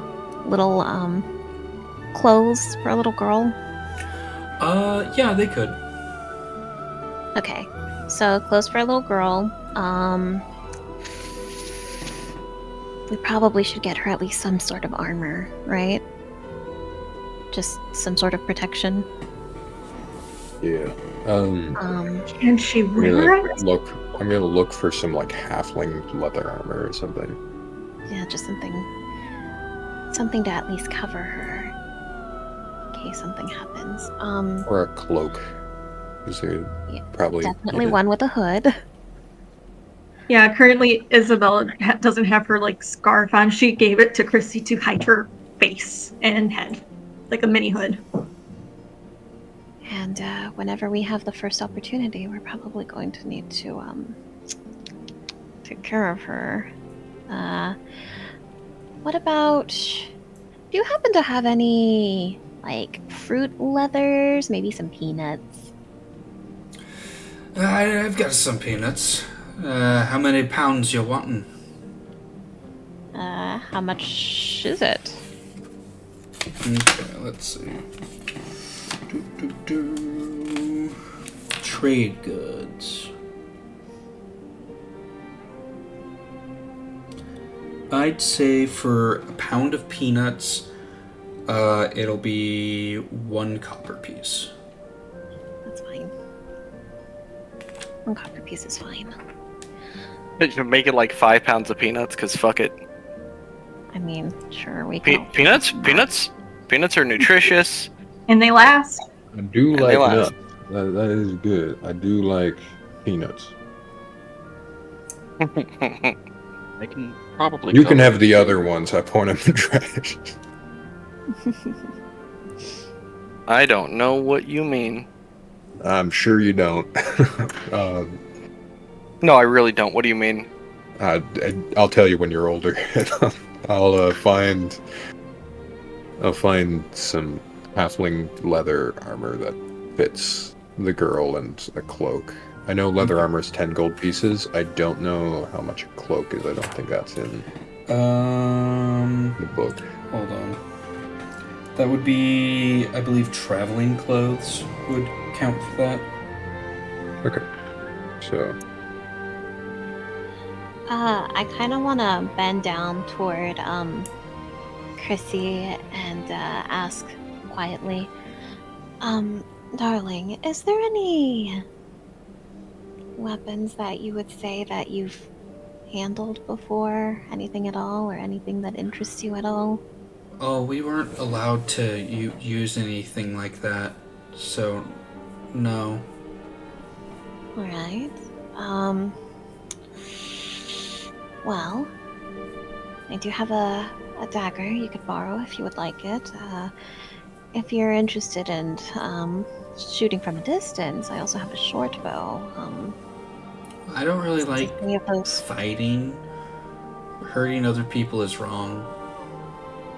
well, how about you take that dagger of hers in case you need to cut something? You know, you never know if you're gonna get tangled in some rope or something. Yeah, I true. guess that makes sense. And darling, just know that there's nothing wrong with hurting someone if you feel the need to defend yourself. Those people from earlier were not very good people, and I would hate for them to cause you any pain or hurt you. Okay. So yeah, I'll go ahead and give her one of my daggers.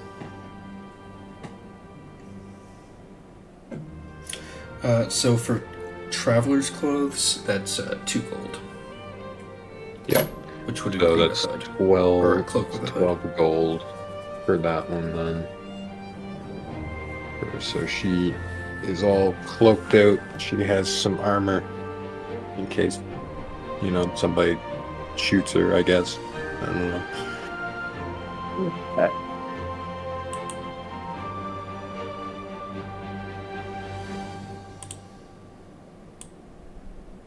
Do you have any candy?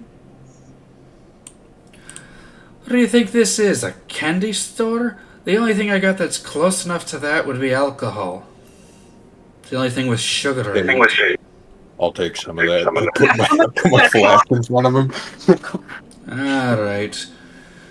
Let's see. For alcohol. Surprise me. Whatever's cheapest. That'll be about 5 copper pieces. Yeah, I'll hand that over for my own. And he will pour you he'll fill up your flask with cheap dwarven ale. Okay, sweet. Which, after taking like a taster, is probably the finest beer you've had. What the fuck? What?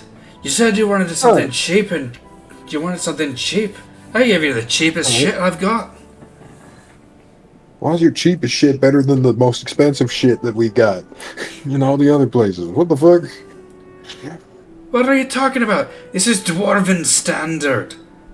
Dwarven standards. This is the shittiest beer I've got. Hell, I'd barely even use this to bathe myself in. I gotta hang out with dwarves more often. Isabella's like, what's the best dwarven beer you got? Are you willing to pay to try some?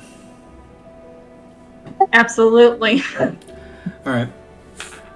Fine.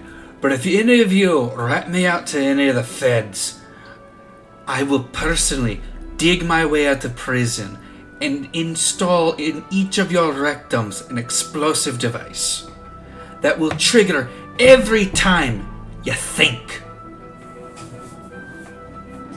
As he is going to hand you a copper mug that is filled with this very aromatic drink with a hefty head of foam on it.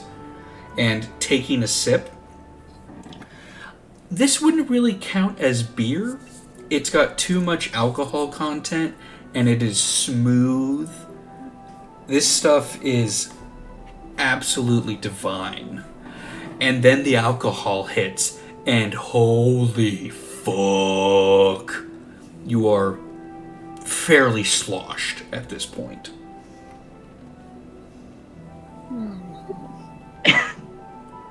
How much? You already paid for it. All right. See, Yeah, I think how much do I owe him, though? You owe him 5 gold. Yeah, I'll take that out my personal stuff. That's worth it. Yeah. The emergency rations. Yeah. Fun little quirk that you guys are starting to piece together about this guy. He views his prices and the quality of his goods based off of dwarven standards, which is easily 10 times that of your average shop. So the cheap shit that he sells you guys is probably better quality than most other shops. Because his personal standards are so high. Like, just like looking at the bullets, like, what the fuck? Yep, the bullets They're, completely spotless. clean. Yep, there is no marring or marking. They're perfectly clean. And you're like, wait a minute, this doesn't make sense. And you look over to the bullets on display that are the nicer bullets, and you're like, wait a minute. And you see that each one is hand carved with like dwarven runes, and they are made out of much higher quality metal. And you're just like, oh, holy shit. Holy crap! Some of them even come pre-written with names carved in them. Look at that, John. Yeah, that one I had because there was a customer who decided to stiff me for a while and didn't bother to pay his tab. Eventually, though, I took it out of him. I like you. Yeah, well, I'm partial to you. Fucking twig legs.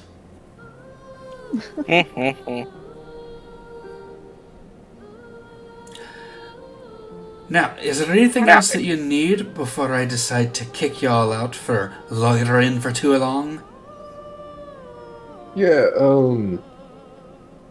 What's some of your good equipment, weapons?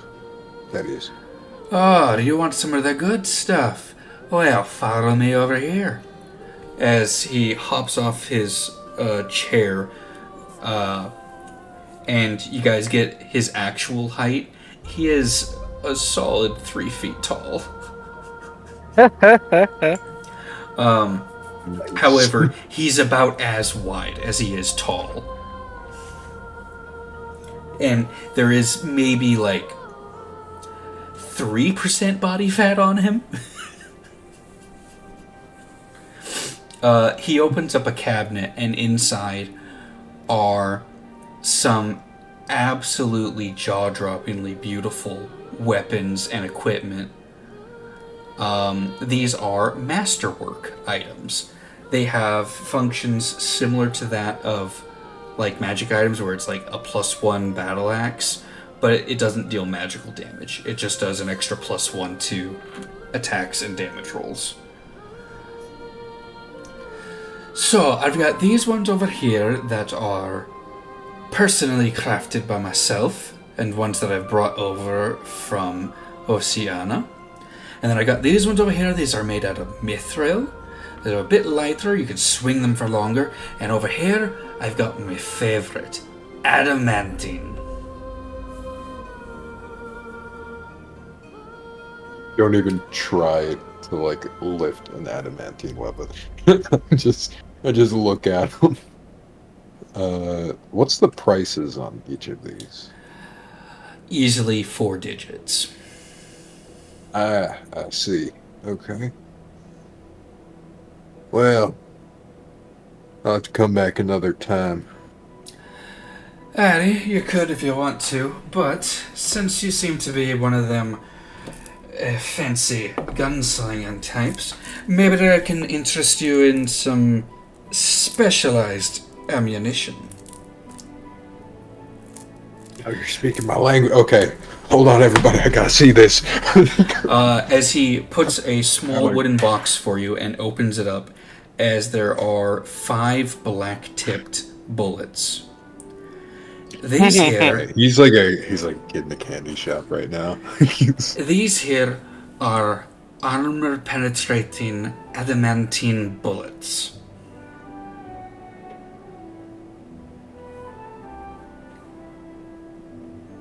How effective are they? Well, This is the player asking what they do. So, these. Oh. So, armor piercing. Let's see. Oh, hold on. I need to find, because it just says regular armor piercing, and then it says refer to melee. Armor piercing weapon is designed to punch through armor. When you make an attack roll, you gain a +1 to the attack roll if the target is wearing armor or has natural armor. In addition, these would deal a +1 to hit, and also would act as if the weapon was an adamantine weapon. Ooh, So, interesting. Okay. Yeah. Okay, so and- sieging rounds essentially. I think so. I think there are other Yeah, things like it's, it overcomes damage resistances as if it was magical, and I know there's more to adamantine weapons. I just gotta find it. I'm pretty sure adamantine weapons are just magic by default, and Here we are. they deal double damage to structures.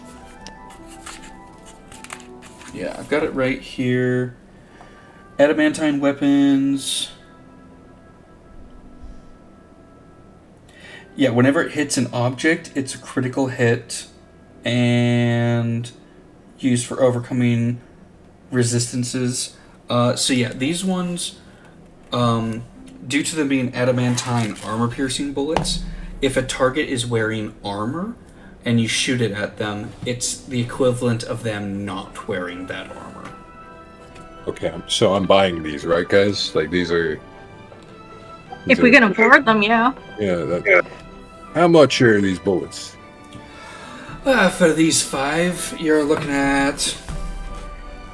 I closed the book because I'm an idiot. Because I only have so much desk space.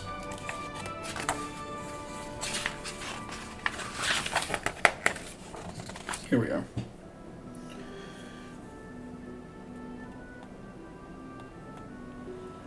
For these 5, you're looking at 250 gold pieces. Okay. That's a lot of money for a single shot. Aye, but anything you point this at, it'll probably put a hole in it and the bloke behind him. But if you're looking for regular armor piercing, I can hook you up with some of those. So just for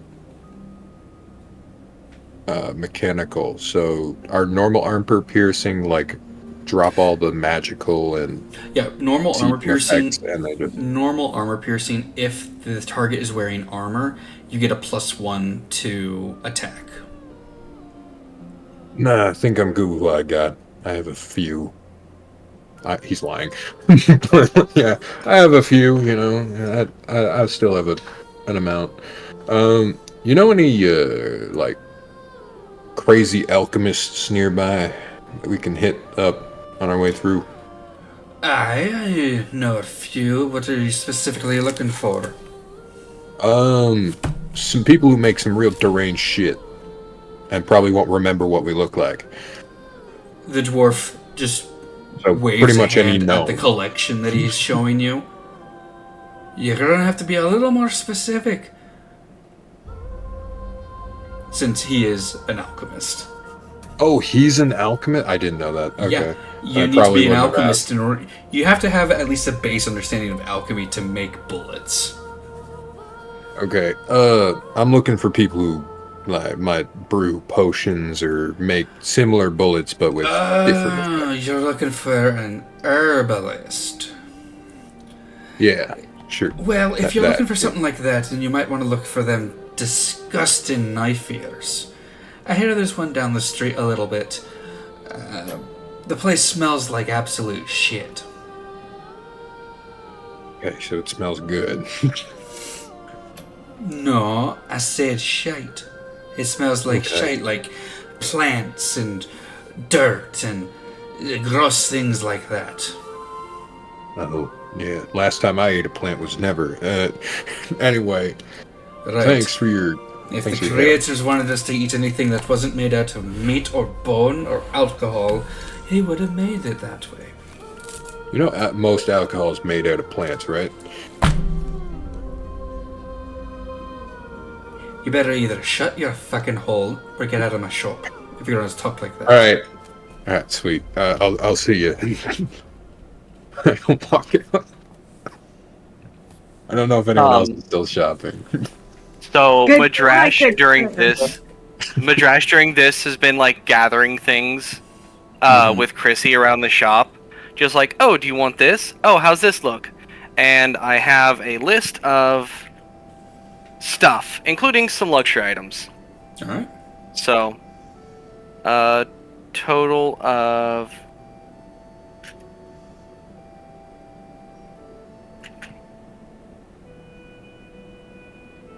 cool. Backpack, bag roll, blanket, some chalk for the kid, a tent, a hooded lantern, some oil, soap, a signal whistle in case she gets separated from us. So we both have someone in our group and she has a whistle, a mess kit for her, a water skin, a book for her to draw in, an ink, some ink for her to there's draw the with, list. and a pen. I was like, I hope you have this written down somewhere. And you have For a total of, with multiples of certain things. By the way, she can carry most of this on her back because most of it's light. The only thing being the tent being kind of heavy, so I would carry that. 47 gold pieces, 1 silver piece, and 2 copper pieces. Alright, thank you for doing all that math for me. Jesus. Yep. Well, Easily I enough was to like, collect all that. what would a kid need? Well, kid needs soap, kid needs some kind of entertainment, chalk and ink and a pen. The kid's human, so they're going to need a lantern. A hooded lantern's the best one, because that one can be closed to be a 5-foot little candle area. It literally checks all the boxes. Alright. So Madrash just like walks up to the front as Jonah's like, all right, and then Madrash just sets this on the counter and looks to Isabella. Can you spot this? Yep. She hands over all the money. Basically puts everything into Chrissy's new backpack, except for the lantern, which I show her how to hang it from her side, and I fill it with oil. Okay. After a bit of counting, the dwarf takes the money, hands you back the change, and definitely looking like a bit happier. Meaning his frown has disappeared, and now he just has a fairly flat mouth and not really smiling, but he doesn't look grumpy. His resting bitch face is gone.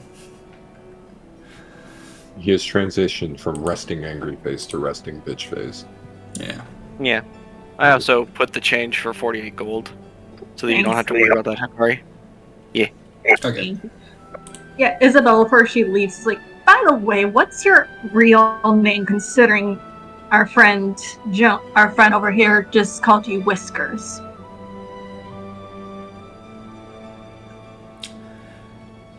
My real name? Well, it's Rasputin.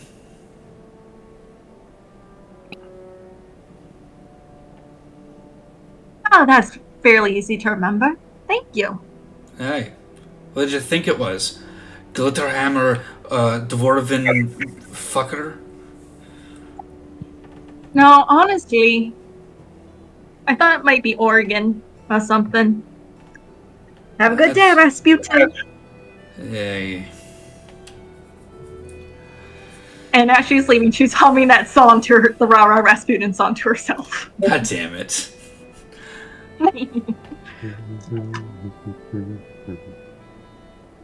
Alright, is there anything else you guys would like to do here for shopping? I'm good. Yeah, we got the food and stuff too, right? Yeah, so 27 gold's worth of food will cover all of us for 9 days. Yeah, and I added, I made it 28 because of the, peanuts we got too. Yes. I can probably cover the food, but water will be a bit of an issue. Oh yeah, you're a druid. You got, good berry. Yep. Well, we'll still take food just in case. Say, how much more money we got? I think it's a good idea to check out this herbalist and see if we can finagle a potion of healing just as an oh shit, you know? Well, let's see. We got 20. We had 100. We spent 48. And then we spent another 28. So, how much is that, you guys? 52. According to 52 minus 28. Oh, right. So 22. 24. 24. 52 minus 28? Yeah, that would be 24. That's minus 30 plus 2. It's 24.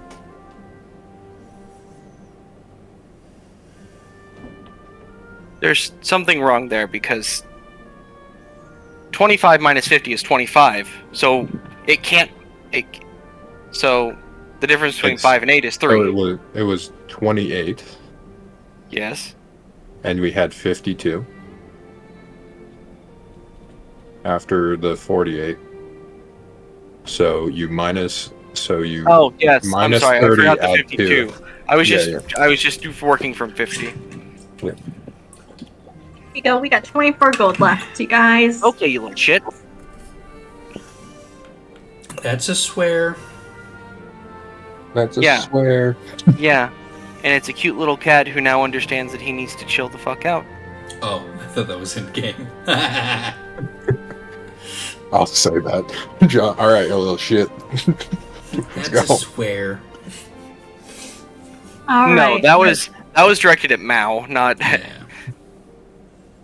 You could just close your door. I could, but then I'd cook even more than I do. Yeah, that's fair. Stop being so hot, goddamn. Warmest room in the house. Alright, so heading down, looking for the place that smells like plants. It's pretty hard to miss it. And going inside, you guys are immediately assaulted by the smell of maybe 5 different types of incense burning. Does it actually just smell like horrendous in here? Oh, it does smell pretty bad. oh fuck. I'm just like Yeah. walk in, like Yeah, he was like right. you walk in, and it's like the worst smelling garden ever. Oh god. And it's I've walked into also- incense shops before. It's also like super humid and warm. I feel like I just started bathing in a dry salad.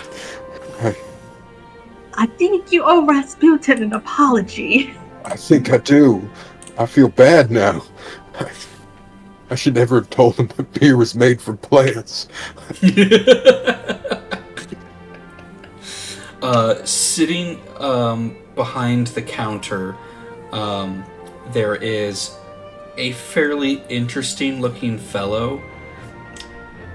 The best way I could describe it, stoner Furbolg. Based. Alright, I walk up to Stoner Furbolg.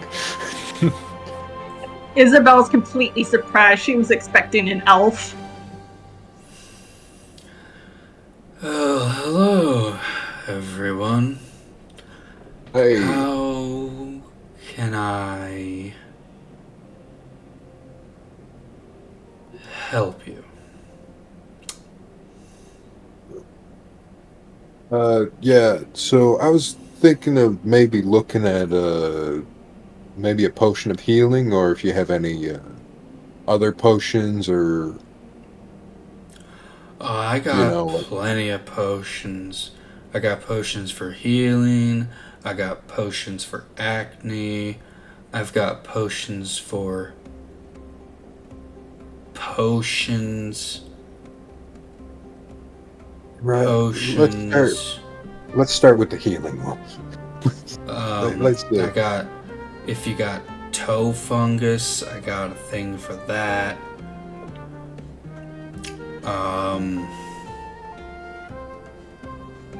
Hey. What can I help you guys with? Potion of healing. Oh, okay. I got potions of healing. What size are you wanting? Do you want it the regular, the greater, the bigger than greater, the bigger than greater, or what size you want it?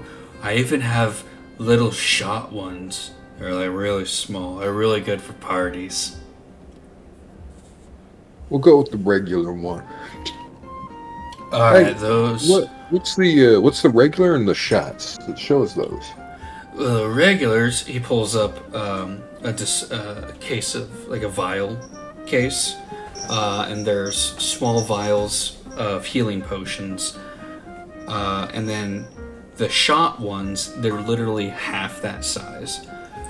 So these ones are regular healing potions. They heal above game. A standard healing potion of like 1d4 4 plus 2. 2d4 plus 2. 2d4 plus 2. Yeah. And the shot ones, these ones, they are 1d4 plus 1. Okay. So these ones are. Hold on, my cat's yelling at me. These ones are. The standard are 50 gold per vial, and then these ones, the little shots, these are 25. Hi, buddy. No, you can't be on my desk. I have things there. I'll hold you. I guess I'll look back at the rest of the party. I think we should at least get a shot in case some of us run out of spells and we need to get someone up. Yeah, the big funds I can give a gold and we'll have enough, but that's about it.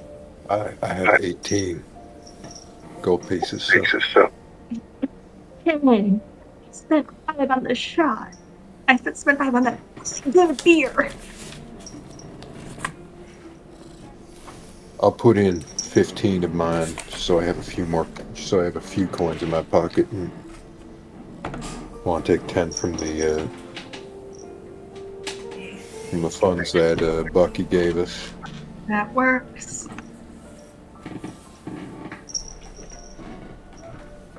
I'll take I'll take the healing or the shot healing potion. Okay. So add in 1 small healing potion, and it's 1d4 plus 1. Mm-hmm.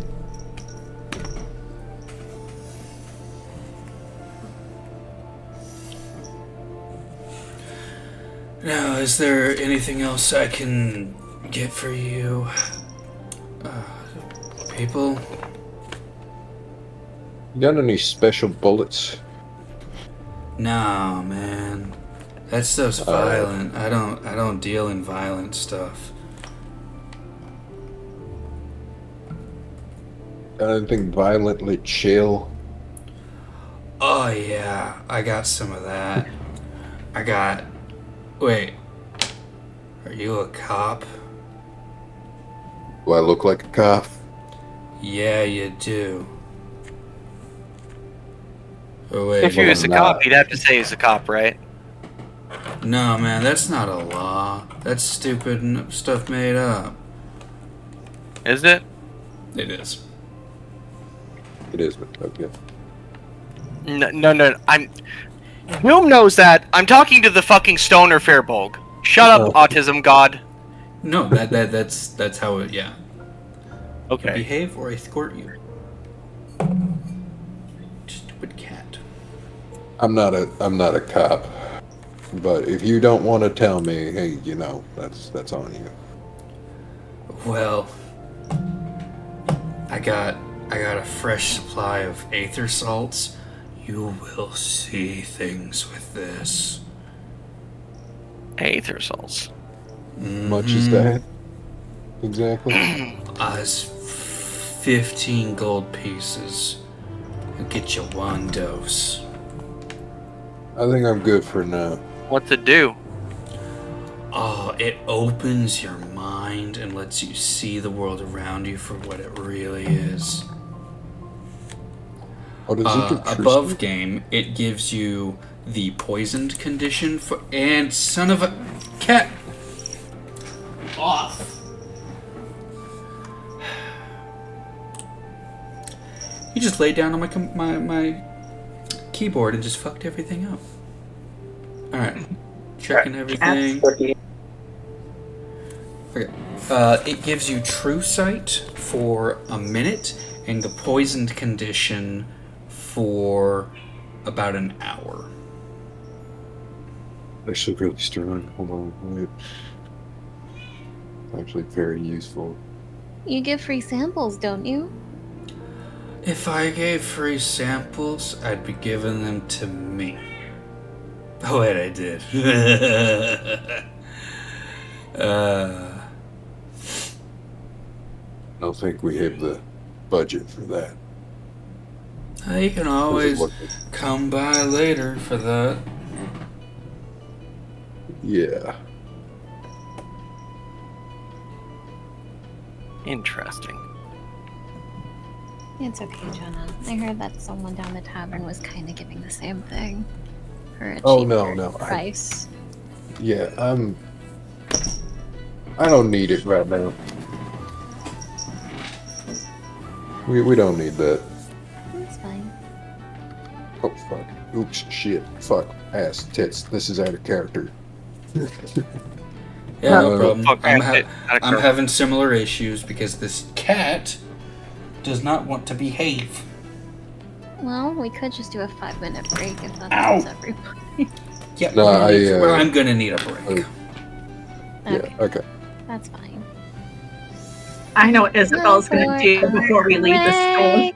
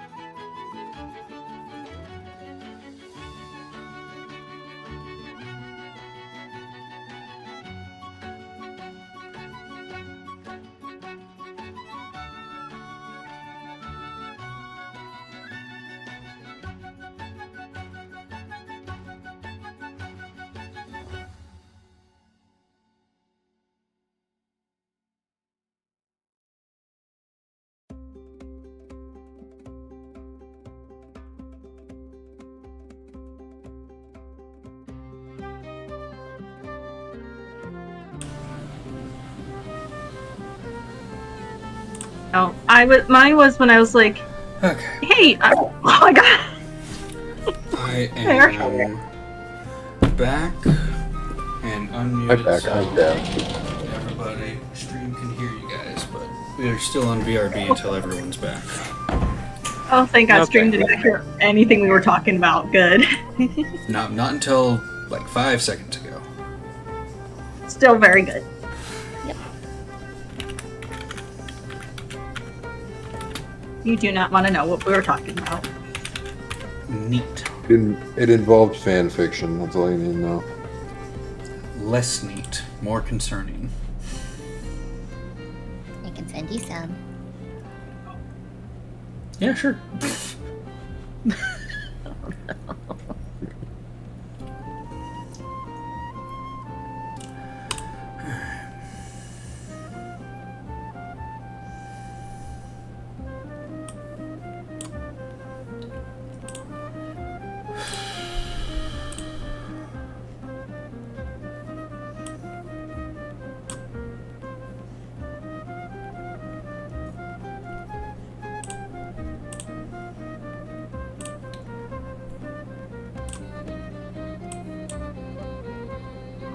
Well, just because we're back doesn't mean you guys don't have to keep talking. Oh, I was just waiting to see if everyone was back. I'm sorry. No, you can still keep chatting. If you're It's not up to you. here, I say shoot something. I shoot the shopkeeper. No, I'm kidding. No, Which one? Keep Yes. No, I'm fine. I will not do that.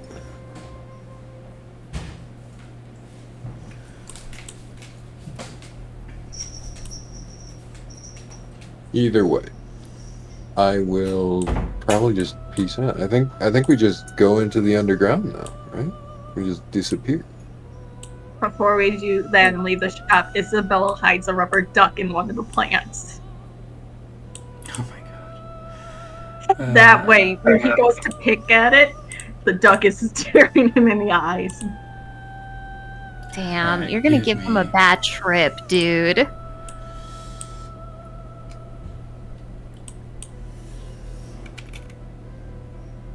At this point, she's like, this place smells like shit. I'm sure Rasputin will appreciate this. Man, we need someone on our team with a herbalist kit. We can use those so we can make half-price potions. Yeah. How much would an herbalist kit cost? Oh. Are you proficient with herbalism kits? No. Yeah, with enough I downtime, was- you could be. I was assuming you. I am not. I'm only proficient with. I think it's just thieves' tools. Herbalism these kits are tools- only 5 gold pieces for the kit. I'm proficient. Wait, would Gleb be proficient with herbalism tools? I am, yes. So if we picked you up a herbalism kit, or if you have one,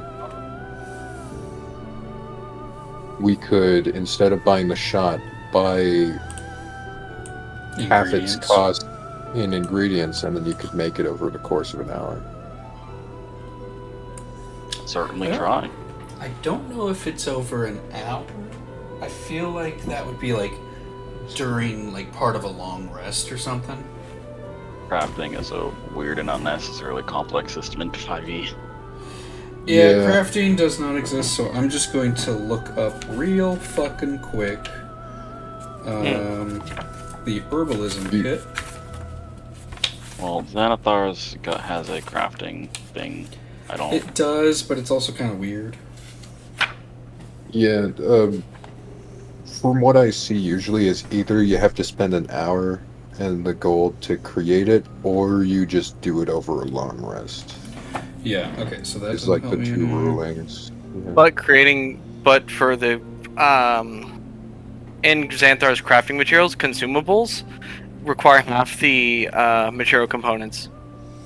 So it should be Sure. 25 gold for a healing potion to make it yourself. For a Yeah. basic healing potion, it's 1 day, 25 gold. Yeah, so for the Where's shot, the- it would be 12 and a half Oh, gold. here it is. Page 130. I found it, yeah.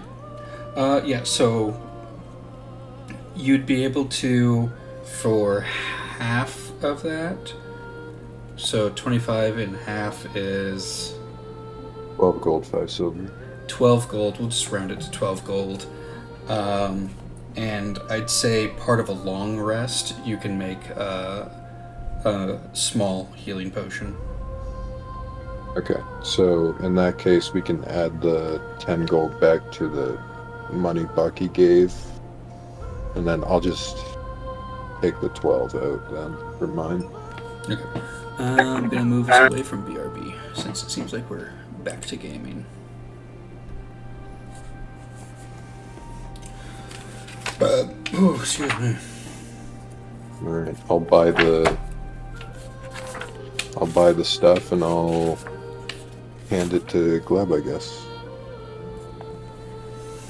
Cool.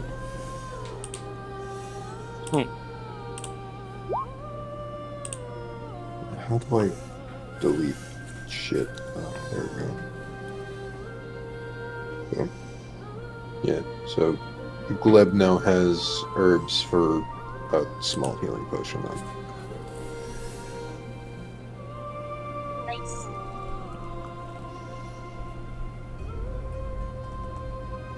Alright, do we want anything else before we go, or? I'm good.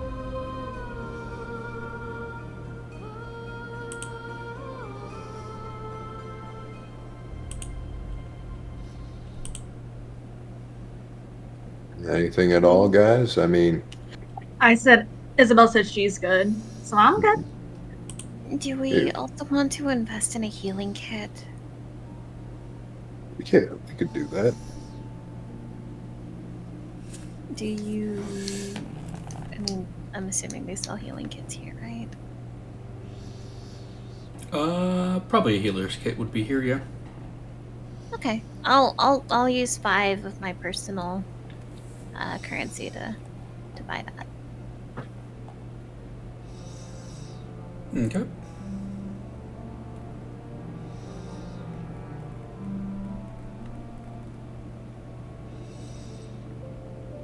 Right. I mean, we don't have a ton of gold left, so we could hold on to that for now and just go. Or if anyone has anything else, I'm willing to spot my own gold for helping.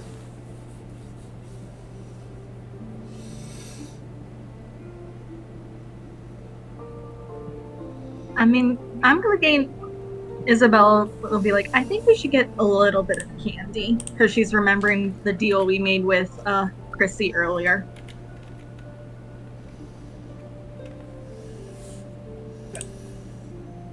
I sigh and I turn back to the furbolg. Do you have candies? Explicitly not special candy, like just sugar candy.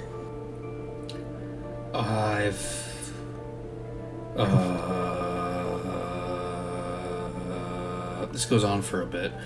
I've got some candied fruit. That will work. How much? Well, yeah.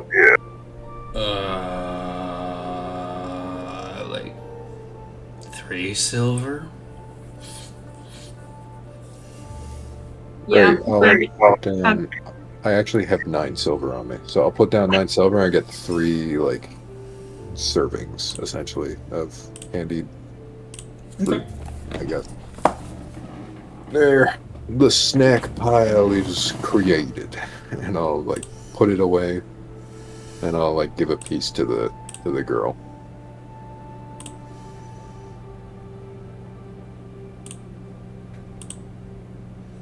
Okay. Chrissy takes it and starts to eat and has a smile on her face and is really enjoying it. Okay.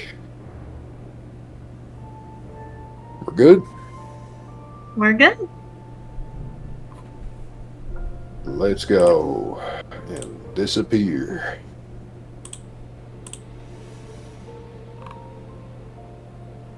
Okay.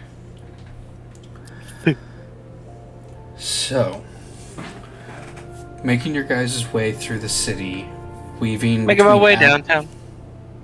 weaving between alleys to try and avoid any attention. I'd like everyone to make a stealth check for me. I would like Obo, to guidance Chrissy. Okay. I have the urchin background for city secrets. Would that help us at all with this? Can you please click on that so it pops up in the chat? Because I don't know if that's your hometown or a specific town. It's any town I know well. So I would have lived here for a couple of years now. So Okay, then that'll work just fine. okay. So it specifically says that we move twice our speed, but if that would help That us does at all help. with. It does Okay. help because you're trying to be stealthy. Oh my fucking god, dude! Oh, that's okay. Christy got a 2. Interesting. Yeah. Okay. 19 for stealth. All right. I got a 13 at least. Got a natural 1 again. Oh my god, dude! I am not rolling well at all. This entire. It's okay. Ugh.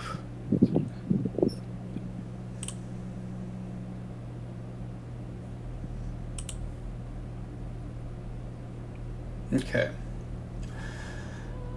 So.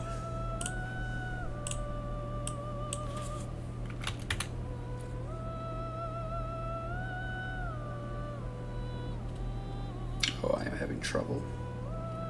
There we go.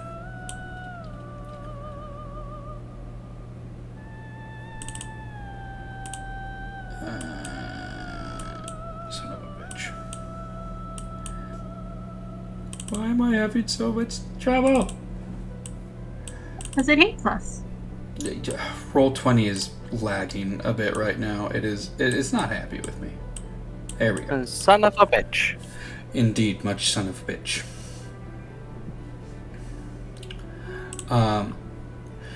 It takes a little bit as you guys are moving through with Jonah leading through bizarre areas, back alleys. At one point, you're walking through the wash yard of someone's clothes washing business. A bunch of the ladies look up to you guys, confused as you kind of dash past.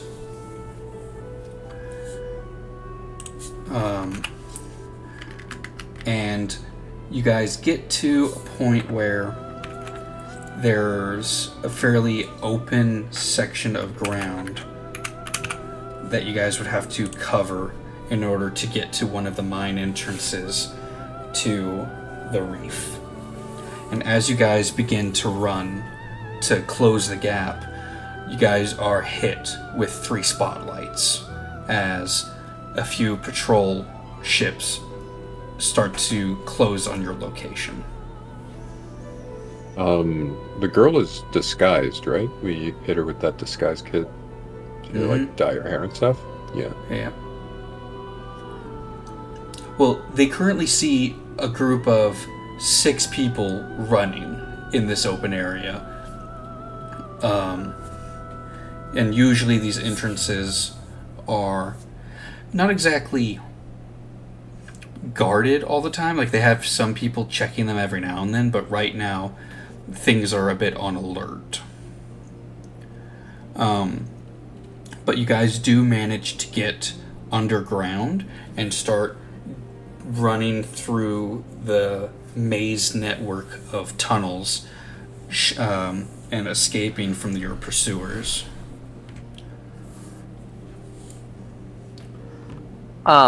As we're as soon as we're hit by the spotlight, I would want to prestidigitation, and on my back, make the symbol for the rival company. Okay. Before we start running. Okay. You share this plan with any of us? Nope. Okay.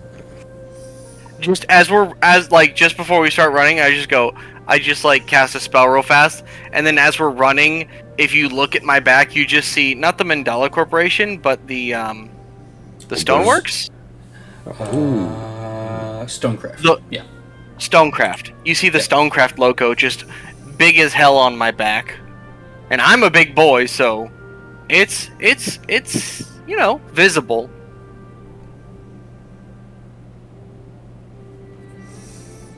Okay. And as soon as we're out of sight, I'll dismiss it.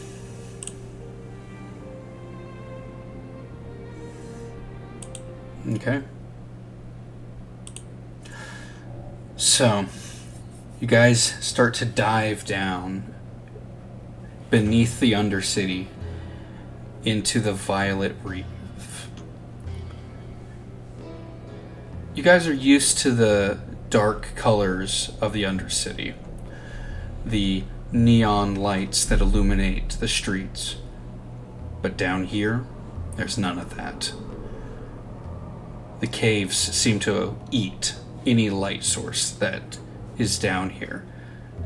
And so your vision not only cut short by the winding caves, but from the oppressive darkness itself. Your guys' vision is almost non-existent. Especially for those who don't have dark vision, you can't see shit.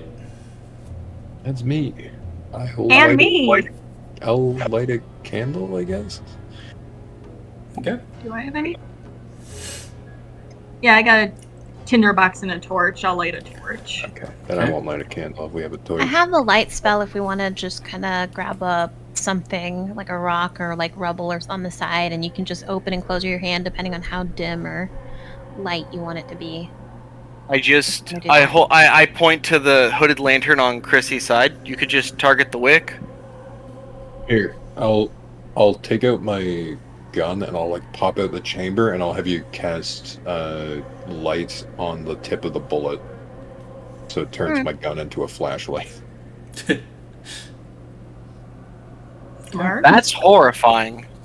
I close the chamber and I just have light shining out of the barrel.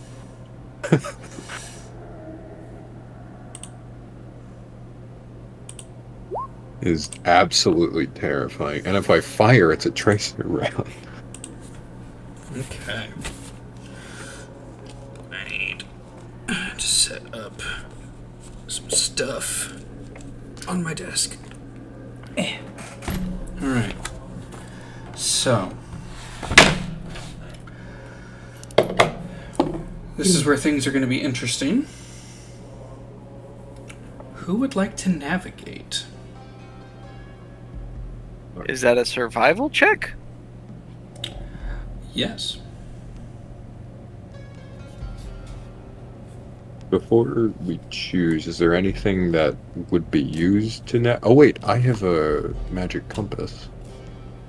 So, at the very least, I can assist people in navigating. Is there like a thieves' cant down here in any capacity? Things that would allow us to navigate? Not at this location yet, since you guys are fairly close to one of the entrances. Okay. Well, if anyone is navigating, I have a orb of direction, so it's basically just a magical compass. So I can probably help action whoever does that.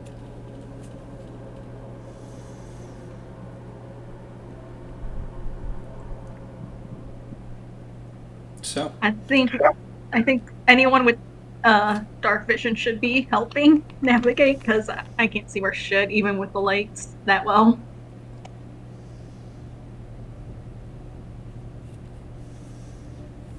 It's just Clarity and I with dark vision. Yes. So. Because we go, 2 humans and a dragonborn.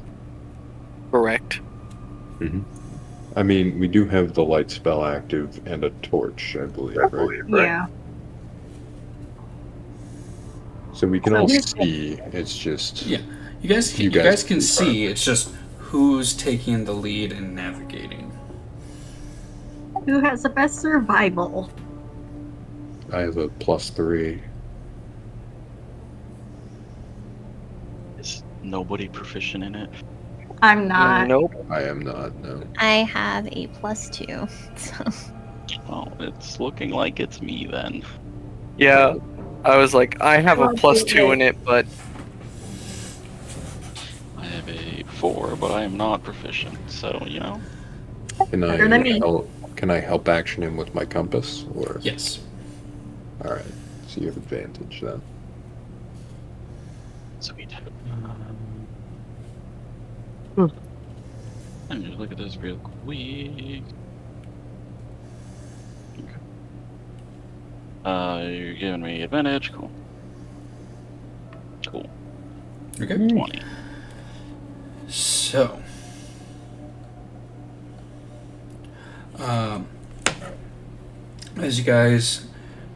once you guys have finished your sprint into the reef and begin to set your direction, you start to walk through. Everything is going fairly well. Chrissy, on the other hand, is constantly distracted and afraid of the shadows created from the torch and the light spell.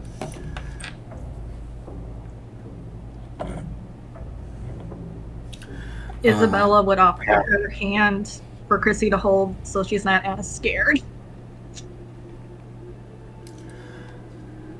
So, how are we gonna get topside again? We can't go back the way we came, right? correct. There's other ways up. We'll get there. Okay, but how are we gonna find my siblings? I don't think my big sister was gonna be coming down here. Well, we'll find them when we go up topside. Correct. You And promise? the thing is, we're getting away from the bad people. And this is how we have to protect you. And eventually your sister will probably be able to find us, and if not, we'll go looking for her. But right now, the most important thing is that they don't find you. Correct? Okay. Okay. So, you guys continue walking through the caves. You see plenty of areas that are dug out with pickaxes and shovels where they're excavation. The cave opens up a bit more, so it's not so claustrophobic, but the light from the torch barely reaches the walls of the tunnel. And ahead of you, you begin to see small specks of purple light.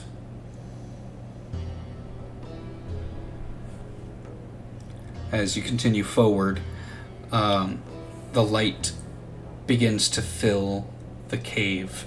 Not enough to where you guys can see, but there are floating bits of glowing dust throughout the cave. And ahead of you is a rock formation that looks like a chunk of coral. I need everyone to make a Constitution saving throw. Great. Guess we'll die.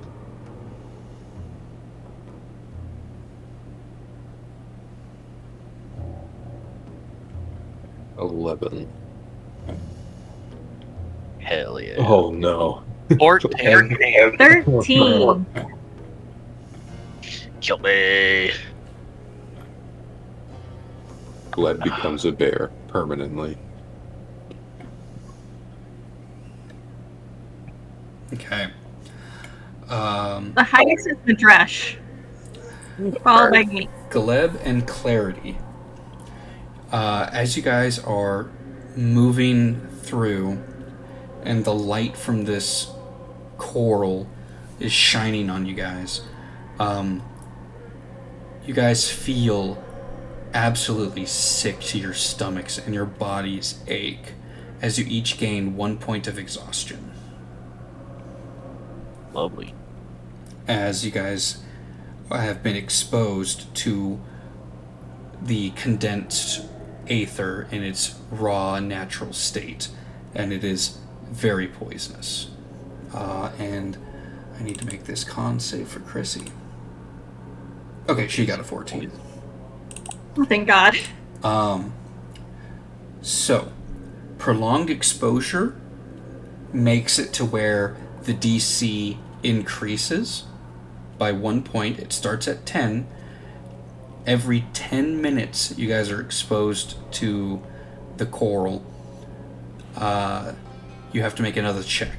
Every time you fail a check, the DC resets. Is this like true poison, or is this like a whole different thing? This is like radiation sickness.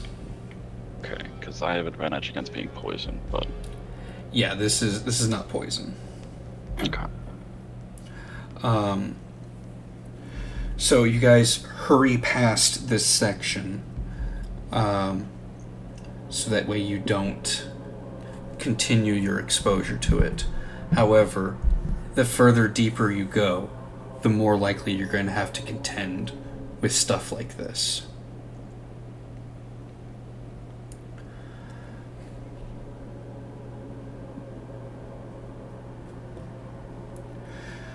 About an hour goes by. And so the torch goes out. Because I believe the torch is 1 hour, right? Mm-hmm. Yes. Yep. Since we have like the light spell, Isabella won't like light another one unless Okay. it's told to. The torch burns out. And when it burns out, you can see more of these glittering dust particles in the air. For those who are spellcasters, your bodies are a bit tingly with the innate magic that's around you. Interesting. How does that affect me? Well, you don't have spell points, so it does not. Okay. Or spell slots. Yeah, your magic is weird. Not normal. Yeah. Yeah, yours is more of an innate spellcasting.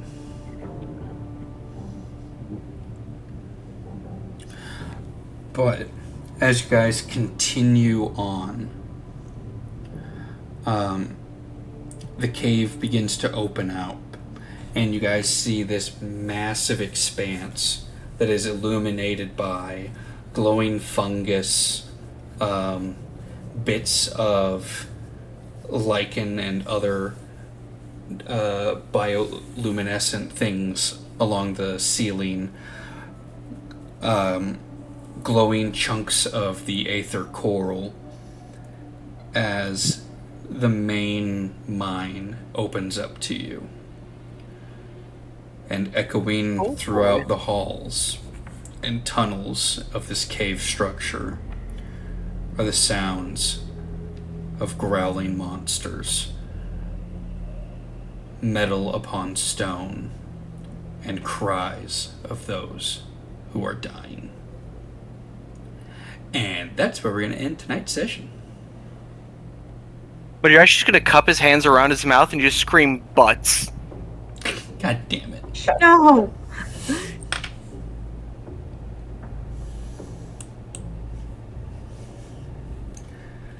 Oh my gosh.